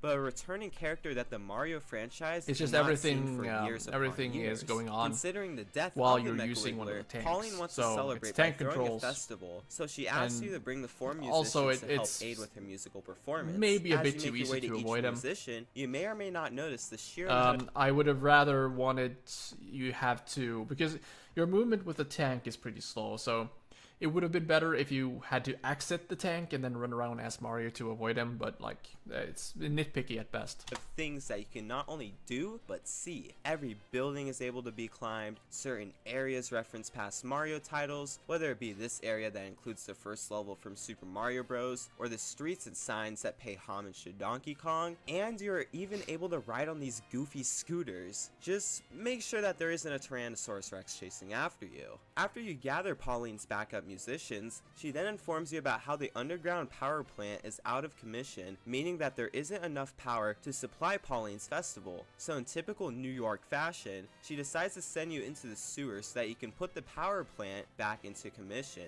But in order to power I don't know the if power anyone plant, actually you must lives in defeat New the York here, plants that but have been is planted in that the power something plant. While the the small mayor part of the does? city Does doesn't seem send significant, people there's into one the subtle sewers yet to shocking restart the entire realization power that system only of the city? some players will pick up on. As we all know, moons have been the sole reason that we've been able to make our way through all of these kingdoms. But to the people of Mario Odyssey, power moons are quite literally just a source of renewable energy, which is exemplified with the hundreds of I don't know moons about that the are flowing renewable through the part. planet. This feels wrong. You're led to believe that these power moons are the most valuable collectible, but in reality, they are simply just a necessity when it comes to getting by in the world of Mario Odyssey, for better or for worse. I don't know if This you're is later led to emphasized with the believe copious anything. amounts of It's moons just stated are that you able need be them to collected progress. as a result of the moon cubes that appear in each kingdom after you beat the game. Moons are not special, they are fuel. While the moons may not be canonically special, Pauline's festival has got to take the cake for one of the most special parts of the entire game. Whether it be the Donkey Kong styled level or Pauline's song, the festival experience is one that Nintendo makes sure you don't forget. I mean, just listen to the performance.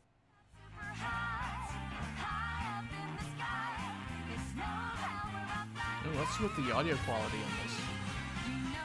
While Metro Kingdom is a pipe dream Ooh. that I could endlessly run Audio around mixing. in, the journey must go on. Upon entering the Odyssey, we are once again met with another pitchfork in the road. Let's start off by talking about Snow Kingdom first. This kingdom is definitely more classic and traditional, especially in comparison to something like Pauline Metro uses Kingdom. voiceover, However, she's not this singing. traditional style actually works very well for this kingdom, as there are plenty of unique ideas that are cleverly woven in. That's just You like the arrive in top of Snow the Kingdom Super in the Mario midst of a Odyssey snowstorm, conspiracy but once you iceberg. jump in the magic hole, you're exposed to the town of Shiveria, which is comprised of 4 challenges that you must complete, as well as the Shiverians themselves. I mean, just look at how big and nice they are. Once you complete the 4 challenges, which by the way, one of the challenges involves refighting Rango, you unlock the lower half of Shiveria, in which you compete in the Bound Bowl Grand Prix, which is a race that is thrown together by the Shiverians. Now, of course, Mario wouldn't stand a chance against the Shiverians, so what better way to compete than becoming a Shiverian? After all, winning the race is the key to preventing Bowser from nabbing his rare and exquisite frosted cake.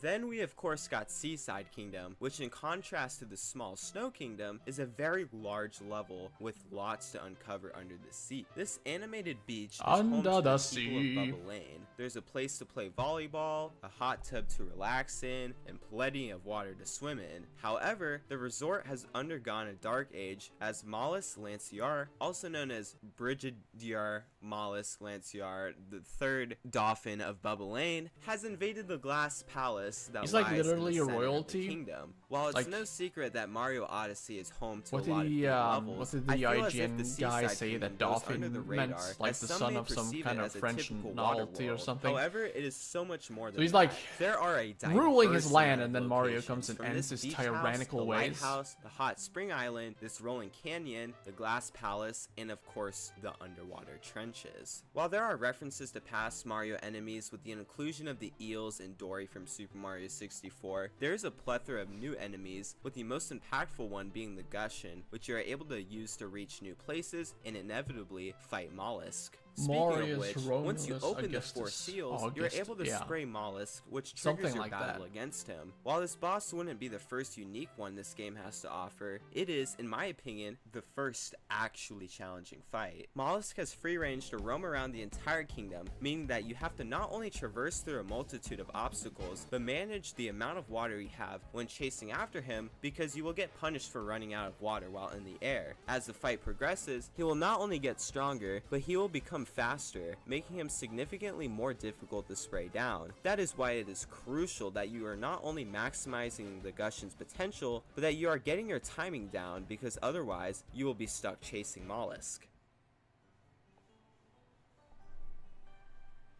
Not only is it nice and refreshing to get a more difficult boss fight, but I personally think that it is very smart that they decided to utilize the entire kingdom as your fighting arena, as it fits Mollusk very well. Once you defeat Mollusk, the Glass Palace is restored and you are able to make your way to the Luncheon Kingdom. This kingdom is very eccentric even upon just arriving at it. Combining your lava theme level with food themes was simply just an amazing idea, as it creates such a rich atmosphere. There's forks that you can capture, corn that you could walk on, and even turnips that you can throw into pots for moons. So not only does the food create this distinct atmosphere, but the food actually has functionality and serves as way more than just a nice touch. I mean, even the first story moon involves you capturing this pan bro to break open these cheese blocks so that you can access this lever, and the town itself, also known as Peronza Plaza, is very lively. Furthermore, the colors of this kingdom complement each other so well, despite them not being so typical, which only exemplifies this warm atmosphere. After you collect the first story moon, you are able to make it atop this area where you are forced to capture this literal piece of meat so that you are able to get this multi-moon. Once you do this, you are kicked off from the top of Mount Volcano as a result of this bird, otherwise known as Cookatiel. Somehow, Mario is able to survive not only this drastic Let him fall, cook. but all of the other falls he has taken. I mean, how in the fuck was Mario hurt when Bowser knocked him off his airship, but he was completely fine when he got knocked back all the way to the start of the Luncheon Kingdom? Anyways, once you're done capturing meat and getting flung off of Oh, you mean volcanoes, getting you are knocked from tasked the with making it fucking back Mushroom up to the Kingdom top all of the way to the other volcano side and of the defeating goddamn Cookatiel. world? One thing that I haven't even Wouldn't mentioned put a yet is the fact that dent there is in such a someone. nice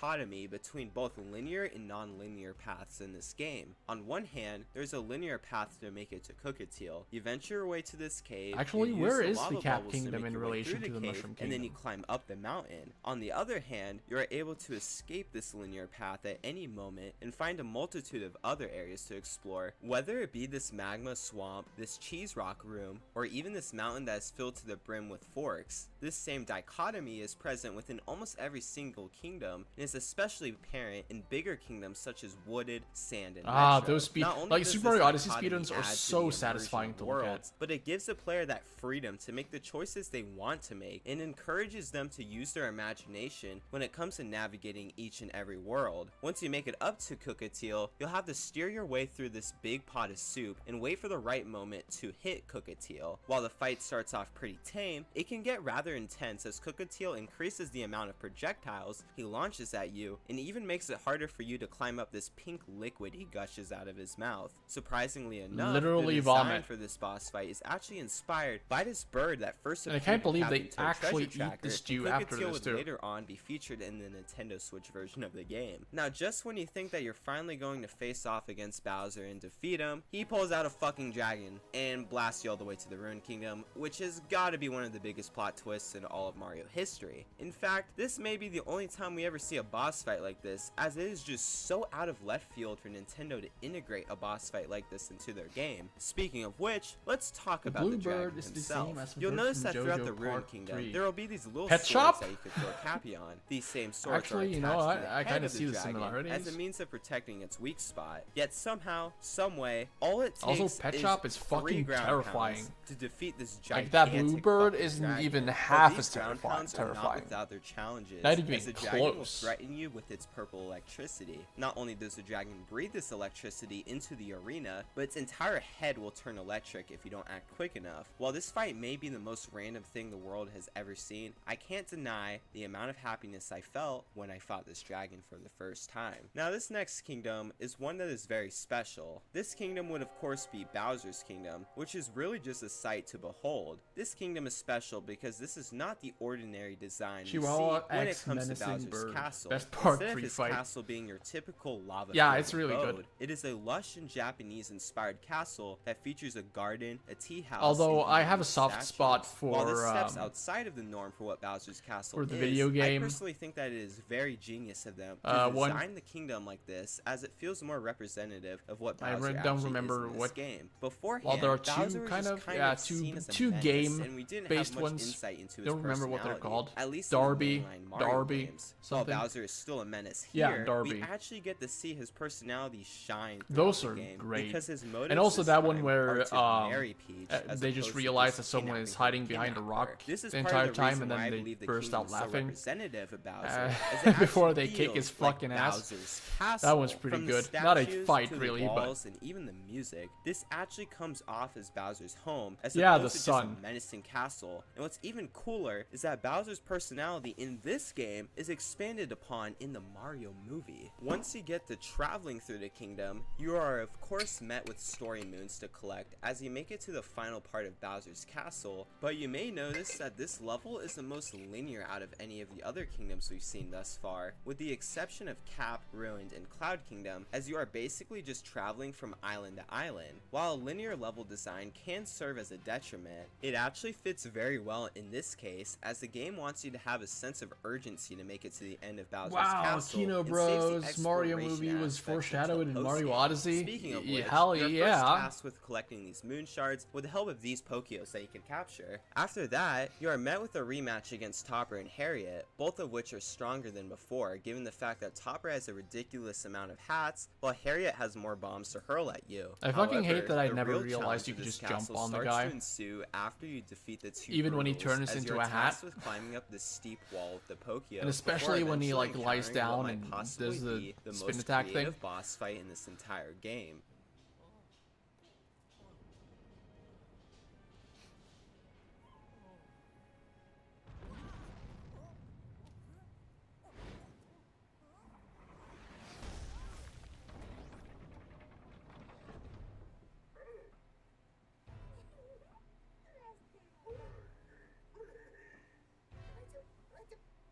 While the Brutals may not be an extraordinary concept when looking at each individual one, calling the Mecha Brutal I an wonder what the next extraordinary 3D Mario idea game would be simply like. just What are be your an thoughts? understatement. I don't know. I am hearing that people think it will be more in line with Bowser's Fury. I haven't played that one yet, so I'm not quite sure what they mean. But going by the success of Odyssey and also the success of Zelda, I think we're going to get something along the lines of Odyssey. Although, I know Nintendo is trying to make 3D Mario kind of like the first stepping stone for people to have them to have the 3D Mario games introduced, be the games that introduce people to the Mario franchise. So we might actually see something a bit easier even than Odyssey, but who knows, right? Nintendo has made a slight course correction the last years, especially after Iwata died, it seems. So, I don't know, we'll see. It's hard to tell. Nintendo is like left field the company. Like, out of left field the company. What about F-Zero Battle Royale? We need 3D Mario Royale. Yeah. There's even like a mod that makes it so you can play 10-player Super Mario Odyssey online. It's insane. I can't believe that people are able to mod the game to that extent.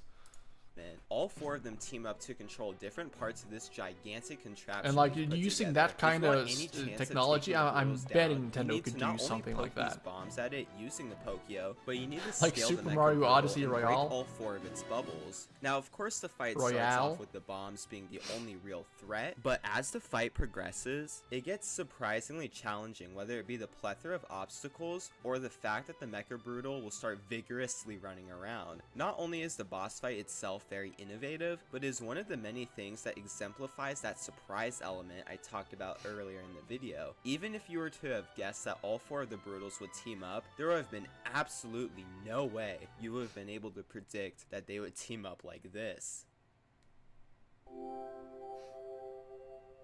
Although this game loves to surprise you, there is something that you are able to predict, and that is the kingdom that comes after you defeat the Mecha Brutal. This would be none other than the Moon Kingdom, the kingdom in which you are able to finally defeat Bowser and beat the base game. Despite the kingdom being foreshadowed all throughout the game, whether it be through the cutscenes where Bowser's airship is heading to the moon, or through the dialogue itself, the actual kingdom left me flabbergasted upon arriving in it for the first time. From the moon gravity to the moon cave, there is just so much to process. While there isn't too much to explore on the surface of Moon Kingdom pre-post game, the moon cave makes up for that exploration aspect and even exudes that final Mario level type feel that more traditional players might have been longing for, given the linear design, the threatening enemies, and of course the lava. Speaking of which, once you make your way up to the end of the cave, you are met with an even harder version of Madame Brood. In my humble opinion, this fight isn't anything too special, but what is special is the sequence of events that comes after you exit the moon cave. As you enter the church, you walk in on Bowser and Peach getting married, but thankfully you came just in time to halt the marriage ceremony and defeat Bowser. Despite this boss fight being the same idea as the one in Cloud Kingdom, it felt a lot more intense. Totally unrelated question, but what the fuck did Bethesda develop Oblivion remake before Morrowind? Difficulty of the fight does. There was the leaked document, but that's also really old, like probably from 2019, sometime in 2019. But yeah, it looks like they were playing around at least. Well, they had it scheduled too, so I don't know. But I don't know if Bethesda wasn't doing it, right? Bethesda themselves were probably not doing the Oblivion remake. But I think remaking Morrowind would just lead to more anger because they would totally just do it in the Skyrim engine, right? So you wouldn't get what made Morrowind so unique. Increase as Bowser. And I think more Oblivion moves, is easier to do that with. On the end of the game But also because Oblivion is just basically not a very good game. Like from a technical standpoint, it has the level scaling problems and then the characters. Like there's a lot that's very dated in Oblivion that you can chalk up to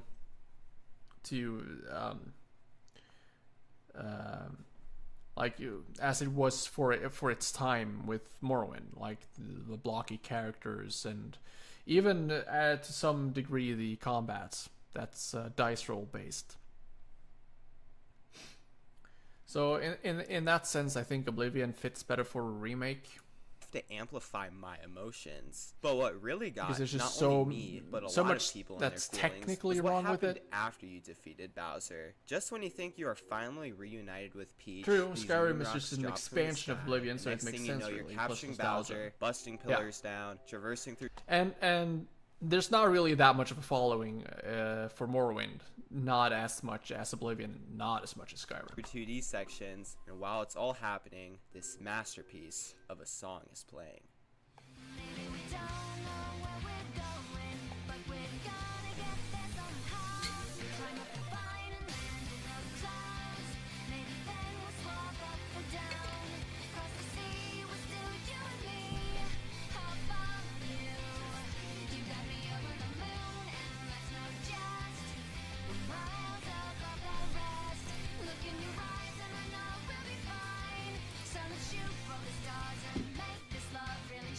Well, congratulations! You've made it this far in the video. Now we still got post-game to cover, as well as a bunch of other things to talk about that you are not going to want to miss. But if you're enjoying the video so far, then make sure to grab some motherfucking snacks if you haven't already, and any comments, likes, and subs are always appreciated. Now the Mushroom Kingdom is simply just amazing. Obviously, there's plenty of Super Mario 64 references to notice, whether it be Yoshi's appearance on top of the castle, the paintings scattered throughout the stage, the draining of the water, or just the fucking castle itself. But outside of these obvious references, there were a lot more subtle ones, whether it be this tree from Super Mario 3D Land, or this island that pays tribute to Super Mario World. Not only are the references very heartwarming, but the inclusion of the Mushroom Kingdom was a very genius way of Nintendo introducing you to post-game. After all, it's a satisfying end to your journey, except the only problem is that this isn't the end of your journey. Now there's no doubt that this game is a work of art. From the intricacies of its game design to its warm atmosphere, it is safe to assume that this is by far one of Nintendo's greatest games. But every work of art is not without its flaws, so before I go on to gush about this game, I think it's only fair that I address a few issues I personally have with Odyssey. This first, and in my opinion, biggest issue being the post-game.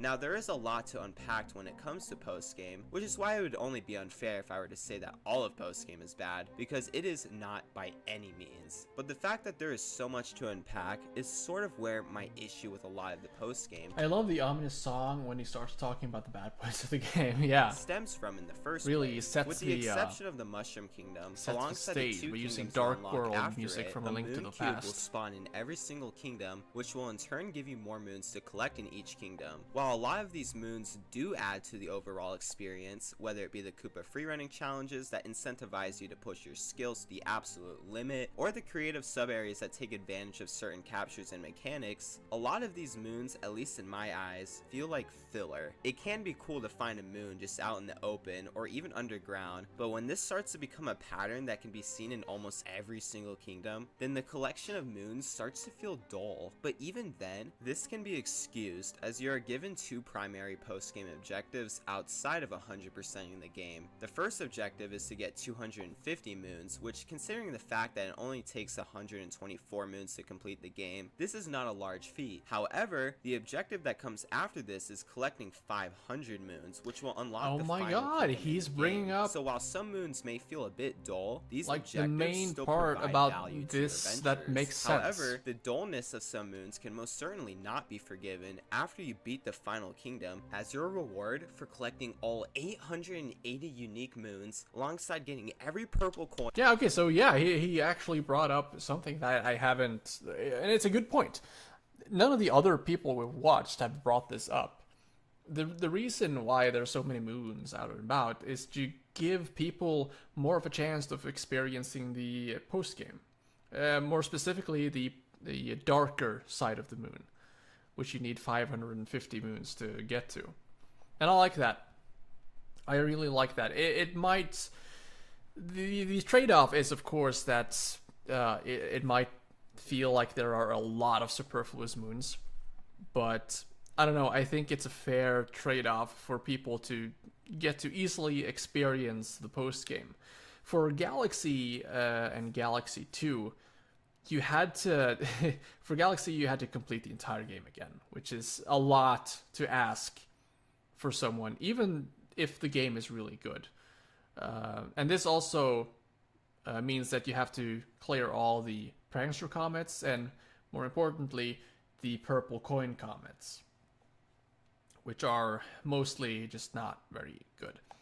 For Galaxy 2, getting to the final hardest challenge means collecting all of the green stars, which is, yet again, an even greater ask for someone to get one single level.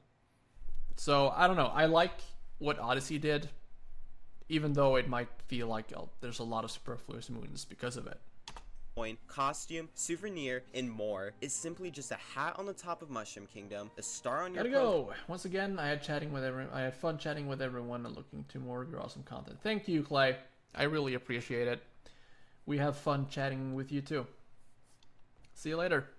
File in a Bowser refight. That is it. While there are plenty of small things they could have done to fix this, the biggest and most obvious fix would have been to just lock the final kingdom behind the 100% requirement, because then that way the overabundance of collectibles would have had more value in the end. Oh no, I'm not too sure about that. That's like basically the exact opposite of my point just now. Ending off with the final and most difficult kingdom in the game would have just made sense. I mean, just imagine if you were able to unlock the perfect run in Super Mario Galaxy 2 after collecting just 200 stars instead of after collecting every star. What would have been a satisfying the last 2 stars is the perfect run, so end to a long journey becomes a goose chase for these 3 purple coins you might have missed on the edge of the map, or that one obscure moon that doesn't add much to the player experience. So as crazy as it sounds, oh wow, okay, so we're doing a text to supplement the video. Okay, yes, it's a star and not a moon, but it's the same idea and you know it, so don't get all clever in the comments, otherwise I'll literally do nothing, because you guys actually have the freedom to comment whenever you want, as well as the choice to subscribe, like, and even turn on the... Okay, fuck you, that's clever. So as crazy as it sounds, there's simply just too much to collect in this game. While I do prefer too much content over not enough content, the overabundance of collectibles personally discouraged me from 100% in the game for a very long time, as I was satisfied with my completion of the final kingdom alongside the 600 to 700 moons I had in my arsenal. Speaking of which, let's talk about those final 2 kingdoms. The first kingdom out of the 2 is the Dark Side, which is a small area filled with moon gravity, bunnies, and hint arts. However, the crux of this kingdom lies within the gargantuan tower, in which you refight all of the Brutals and even the Mecha Brutal. Not only do you have to deal with the challenge of moon gravity, but you have to do all of this without dying, as there are no... worst grind? What's the worst grind? Thief Guild, Master in Skyrim, or all moons in Odyssey? I don't know. I haven't played Skyrim for more than 14 hours. So no checkpoints provided. I don't think the moon grind in utilizes Odyssey is too bad though. Over the Pokio, the rest of the boss fights just because are of how simply the just movement rehashes works. Of what we've already seen. While I don't mind the refight with the Mecha Brutal, the refight against the other Brutals. No, like okay, I'll take a screenshot for you right now if I can bring up Steam here.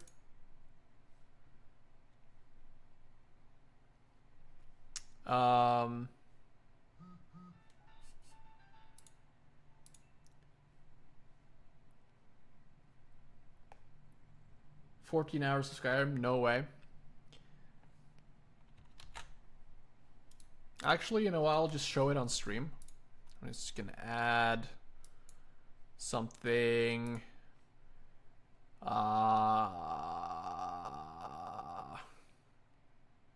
Window capture.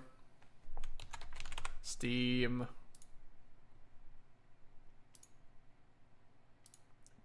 Why doesn't Steam show up?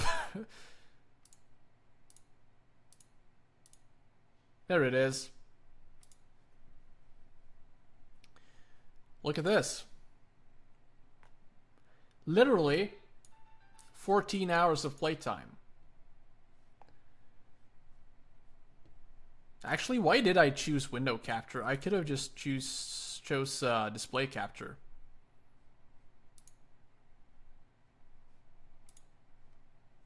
Ooh. Funky.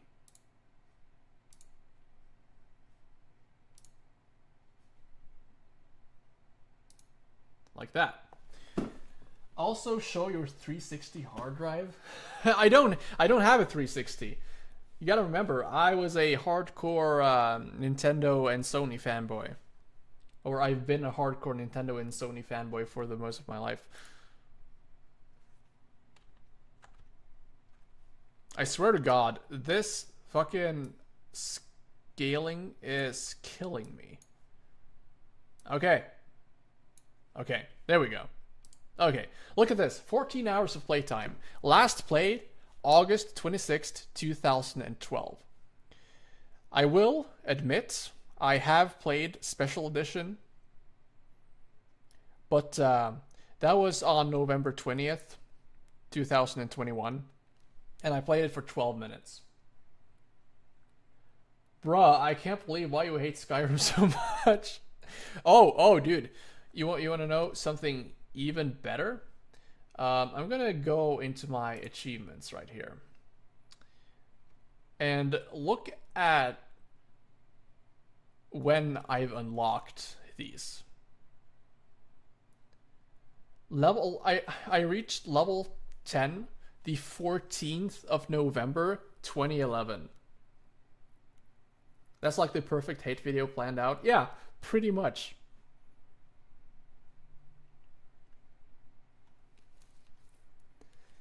So yeah, to say that I was instantly bored of Skyrim is not an exaggeration.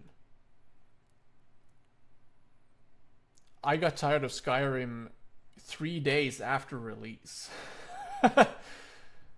God, it's such a boring game. But I have been known to change my mind, so I guess we'll see eventually, whenever I decide to do the grind of making a Skyrim video. You suffered bullying in school because you weren't in Skyrim rants. Yeah, I'm just gonna overplay it. Anyways, back to the video. Which just becomes repetitive, considering you've already fought each one twice. On top of this, the dark side, at least in my opinion, features way too many hint arts. Well, I think hint arts offer some of the most creative puzzle solving this game has to offer. Yeah, I really like hint arts. I like arts. the way they were It's scarce good. throughout the game, as they felt more unique and special that way. So when a game throws a solid 20 of them at you, all at once, those hint arts that 20? once felt special, You gotta be kidding. diminish That's like in 10. value. I The think. other kingdom, which is unlocked after you collect 500 moons, is the darker side, which in contrast to the dark side, is a very unique, challenging, and rewarding kingdom to complete. You are once again put on this almost extension of the moon, but once you enter this pipe, you are exposed to this linear level that is filled to the brim with threats and obstacles. You must swing from pole to pole, jump from hole to hole, and execute to your highest potential. You have to use this uproot, Yoshi, the Pokio, Well, he almost Lydon, did a good and even rhyme. these scarecrows if you want a chance at beating this monstrosity. While there will be some help offered to you along the way, alongside some easy skips that you can pull off to cut significant chunks of the level, the darker side is satisfying to complete and serves as a true test of the player's skill. Even the climbing of the tower at the end is satisfying, as the tedious climb up feels worth it in the end when you finally collect that multi-moon. While I've stated my distaste for the excessive quantity of collectibles, there is another problem that I have with this game, and that is its missed potential. While there is always potential to improve a game, I feel as if there are some obvious places in which Odyssey could have definitely expanded. I mean, just look no further than Cloud and Ruined Kingdom.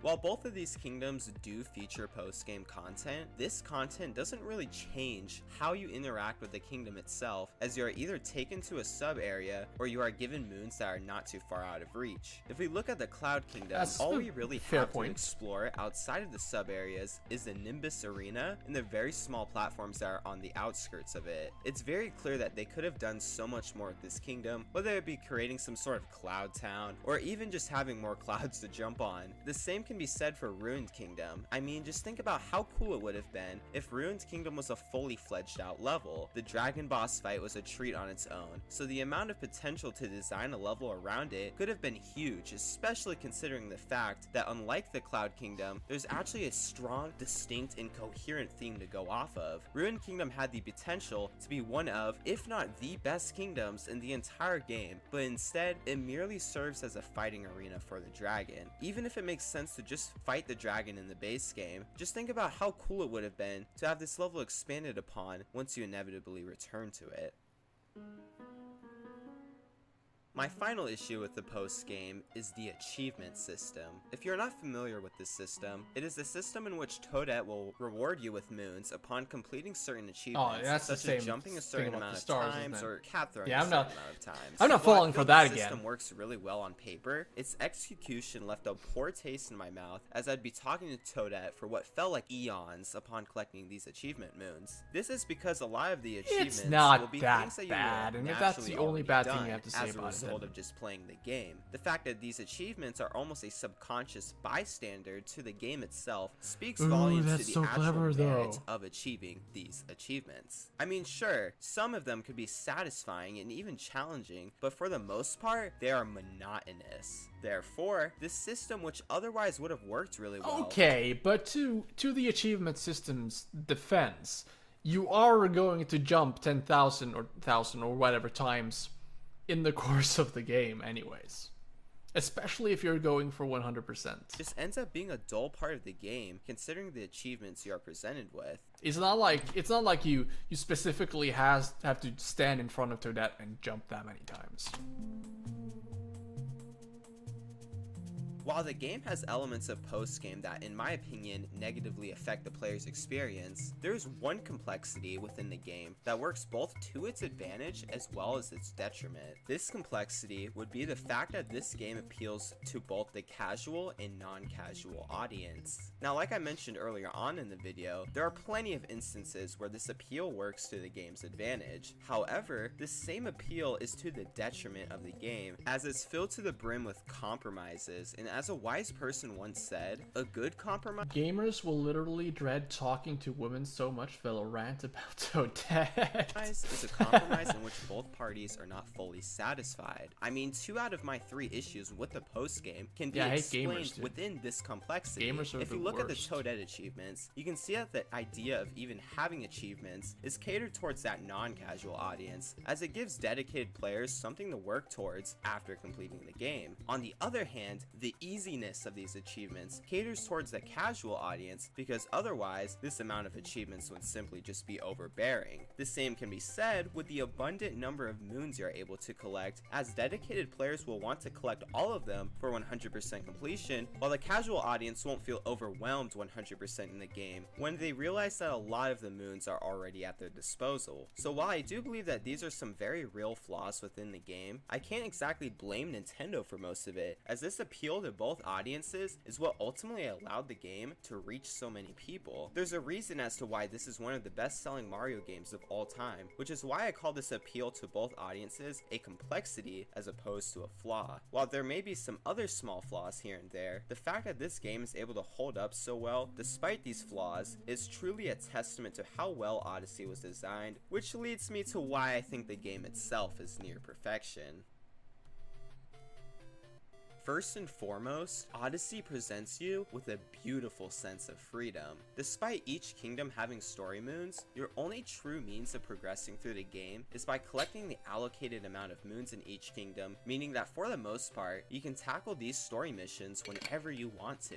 This freedom is part of the reason as to why Mario Odyssey works so well as an open world game. The player has that choice as to whether they want to follow the game's linear path or explore what else each kingdom has to offer before tackling the story objectives. Furthermore, everything within each kingdom is connected to each other, which further elaborates this immersion within the open world. When you collect a moon, a 4-second animation will play, and before you know it, you'll be back to exploring, as opposed to Super Mario 64 or Super Mario Sunshine, in which you are kicked out of the level. This system of non-stop moon collection works very well in Odyssey's case, as it allows for the player to become more enthralled within each of the individual worlds, and ultimately you are left with a sense of satisfaction. Speaking of satisfaction, the game provides you with all types of incentives to keep your journey refreshing. While your incentives to make your way through the base game are exploration and progression, the post-game's incentives not only amplify these already existing incentives, but add new ones to the list as well. You have a load of mini games to tackle, whether it be the aforementioned Koopa freerunning challenges, or even these bound bowl races. There's of course new moons to collect,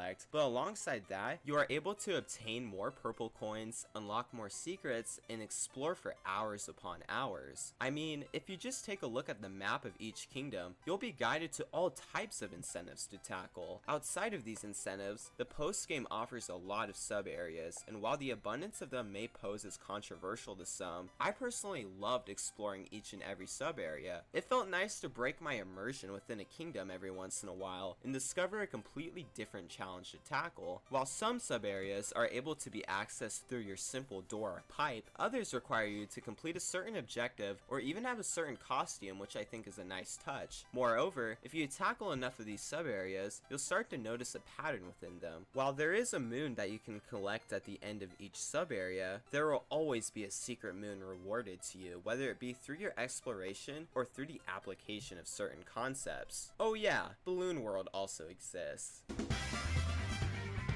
Why you don't care While about the game best part design of and Odyssey? exploration is Shame something on that I you. could endlessly talk about, there is one thing that I haven't touched on yet, Al- and this is how although Super it's Mario Odyssey a good breaks joke, the I cycle. have to If you look all the way back to admit. the beginning of Mario's conception, you'll notice that patterns within the games begin to evolve rather rapidly. Once Super Mario Bros. For the NES launches, it is met with success that most game developers at the time couldn't even dream of achieving. Therefore, Nintendo continues to expand on the franchise with the release of the Lost Levels, the second and third game, and then of course the Super Mario Land games and Super Mario World. But when 1996 comes around, Super Mario 64 makes its debut on the Nintendo 64 and breaks the cycle of Mario. Not only is it the first ever 3D Mario game, but it introduces this sandbox style, as each of the levels within the castle walls are open worlds that you can explore to your heart's content. While some stages are locked behind specific requirements, the order in which the stars are collected within each level can, for the most part, be entirely up to you. Another 6 years goes by and we once again see this formula broken again with the launch of Super Mario Sunshine on the GameCube. While the core objective is to once again rescue Peach, this game takes many turns as every level is themed around this resort being Delfino Plaza. And you even have FLUDD to accompany you, which not only spices up your moveset, but the design of the game itself. But when the mid to late 2000s rolled around, Mario would really start to take off, as we saw both revelations in the 2D and 3D Mario franchises. With the release of the DS, the new Super Mario Bros. Franchise would be born, which was Nintendo's way of both pouring more passion into the 2D Mario games, but their way of appealing to mass audiences once more. But on the other side of that coin,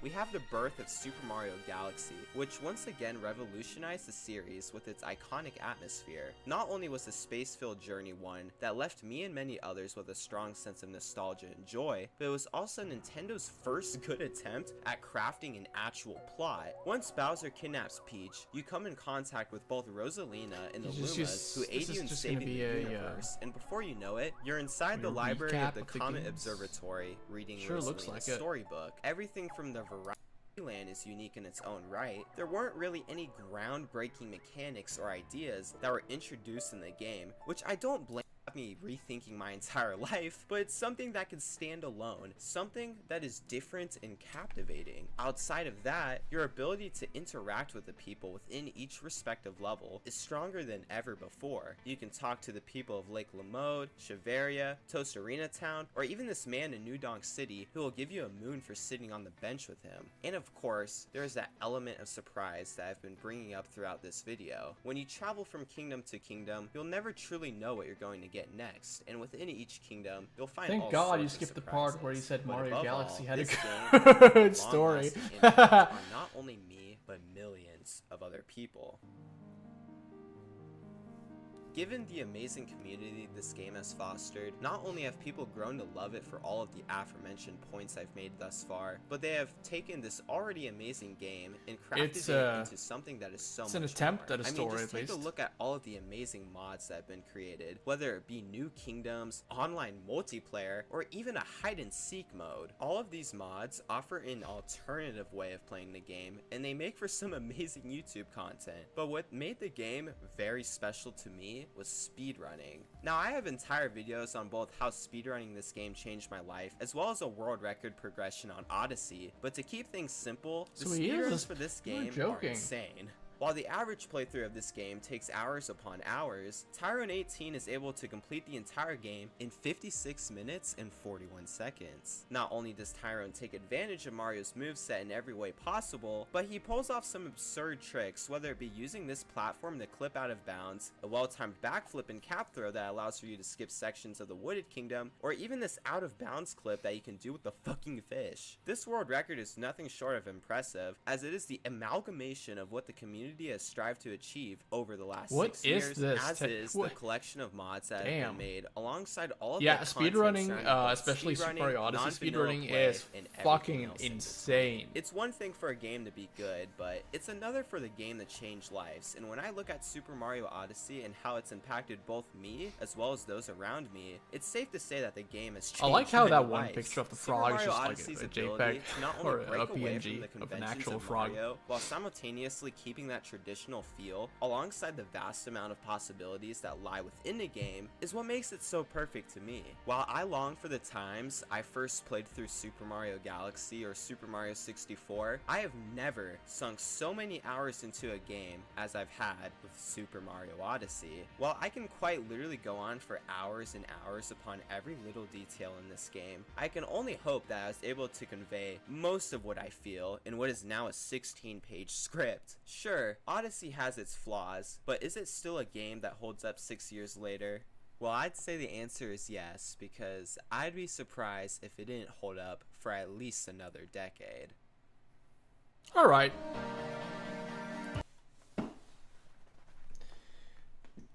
I gotta admit, I did not expect this to be as good as it was. He brings up some interesting points.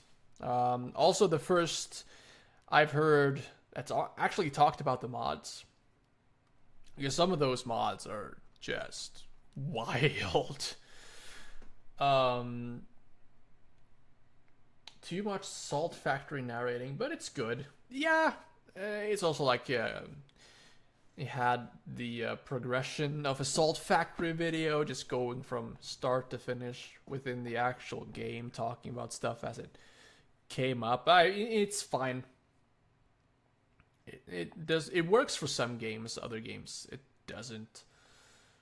But yeah, I gotta say, surprised. I didn't expect it to be this good, honestly. And his voice and narration style kind of grew on me after a while, so it wasn't as bad. Maybe I was a bit too harsh by saying that it sounded weird, because whatever.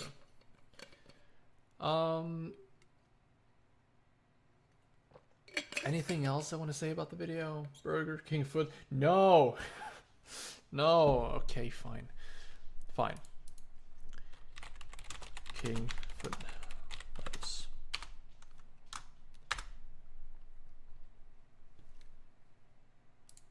Number This 15, is for you.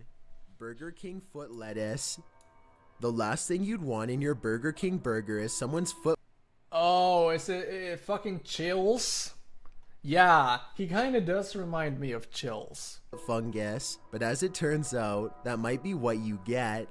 A 4chaner uploaded a photo anonymously to the site showcasing his feet in a plastic bin of lettuce with the statement, "This is the lettuce you eat at Burger King." Admittedly, he had shoes on, but that's even worse. The post went live at 11:38 p.m. on July 16th, and a mere 20 minutes later, the Burger King in question was alerted to the rogue employee. At least, I hope he's rogue. How did it happen?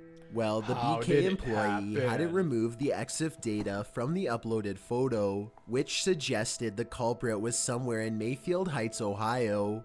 This was at 11:47. 3 minutes later, at 11:50, the Burger King branch address was posted with wishes of happy unemployment. 5 minutes later, the news station was contacted by another 4chaner. And 3 minutes later, at 11:58, a link was posted, BK's Tell Us About Us online form. The foot photo, otherwise known as Exhibit A, was attached. Cleveland Scene magazine contacted the BK in question the next day. When questioned, the breakfast shift manager said, "Oh, I know who that is. He's getting fired. Mystery solved by 4chan. Now we can all go back to eating our fast food in peace." In peace. Like, if you haven't seen Chills, he does a lot of these with this weird Number narration. 15. Like, this is a video from 2 days ago, and he still sounds exactly the same. Mommy, there's no way I wouldn't run if I saw this coming toward me. TikToker Edo.NSFPA shares a video of a bird tsunami of epic proportions. The original source of this video is unknown. This is legit his channel. Oh my God. They better get up or they gonna Chills hit the power on line. YouTube. He's got 6.2 million subscribers.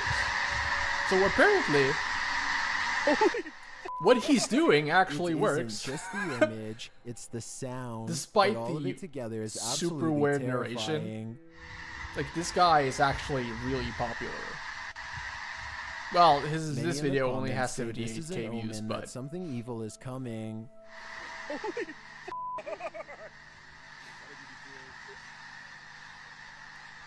Oh my God. I agree that this probably means evil is approaching. I agree that this means that evil is probably approaching. Like, it's just so weird. The narration, like he has like literally kind of just made an entire genre of narration. It's odd. He was really he was discussed a lot a couple of years ago. I remember.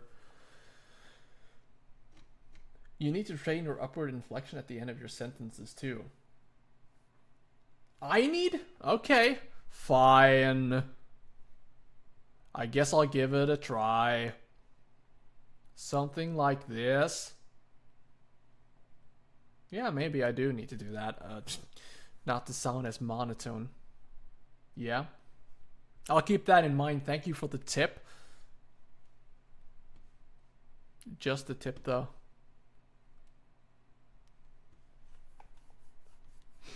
Anyways, okay. We got a little bit sidetracked there, but that's basically all I had in mind for today. This has been fun. Yeah.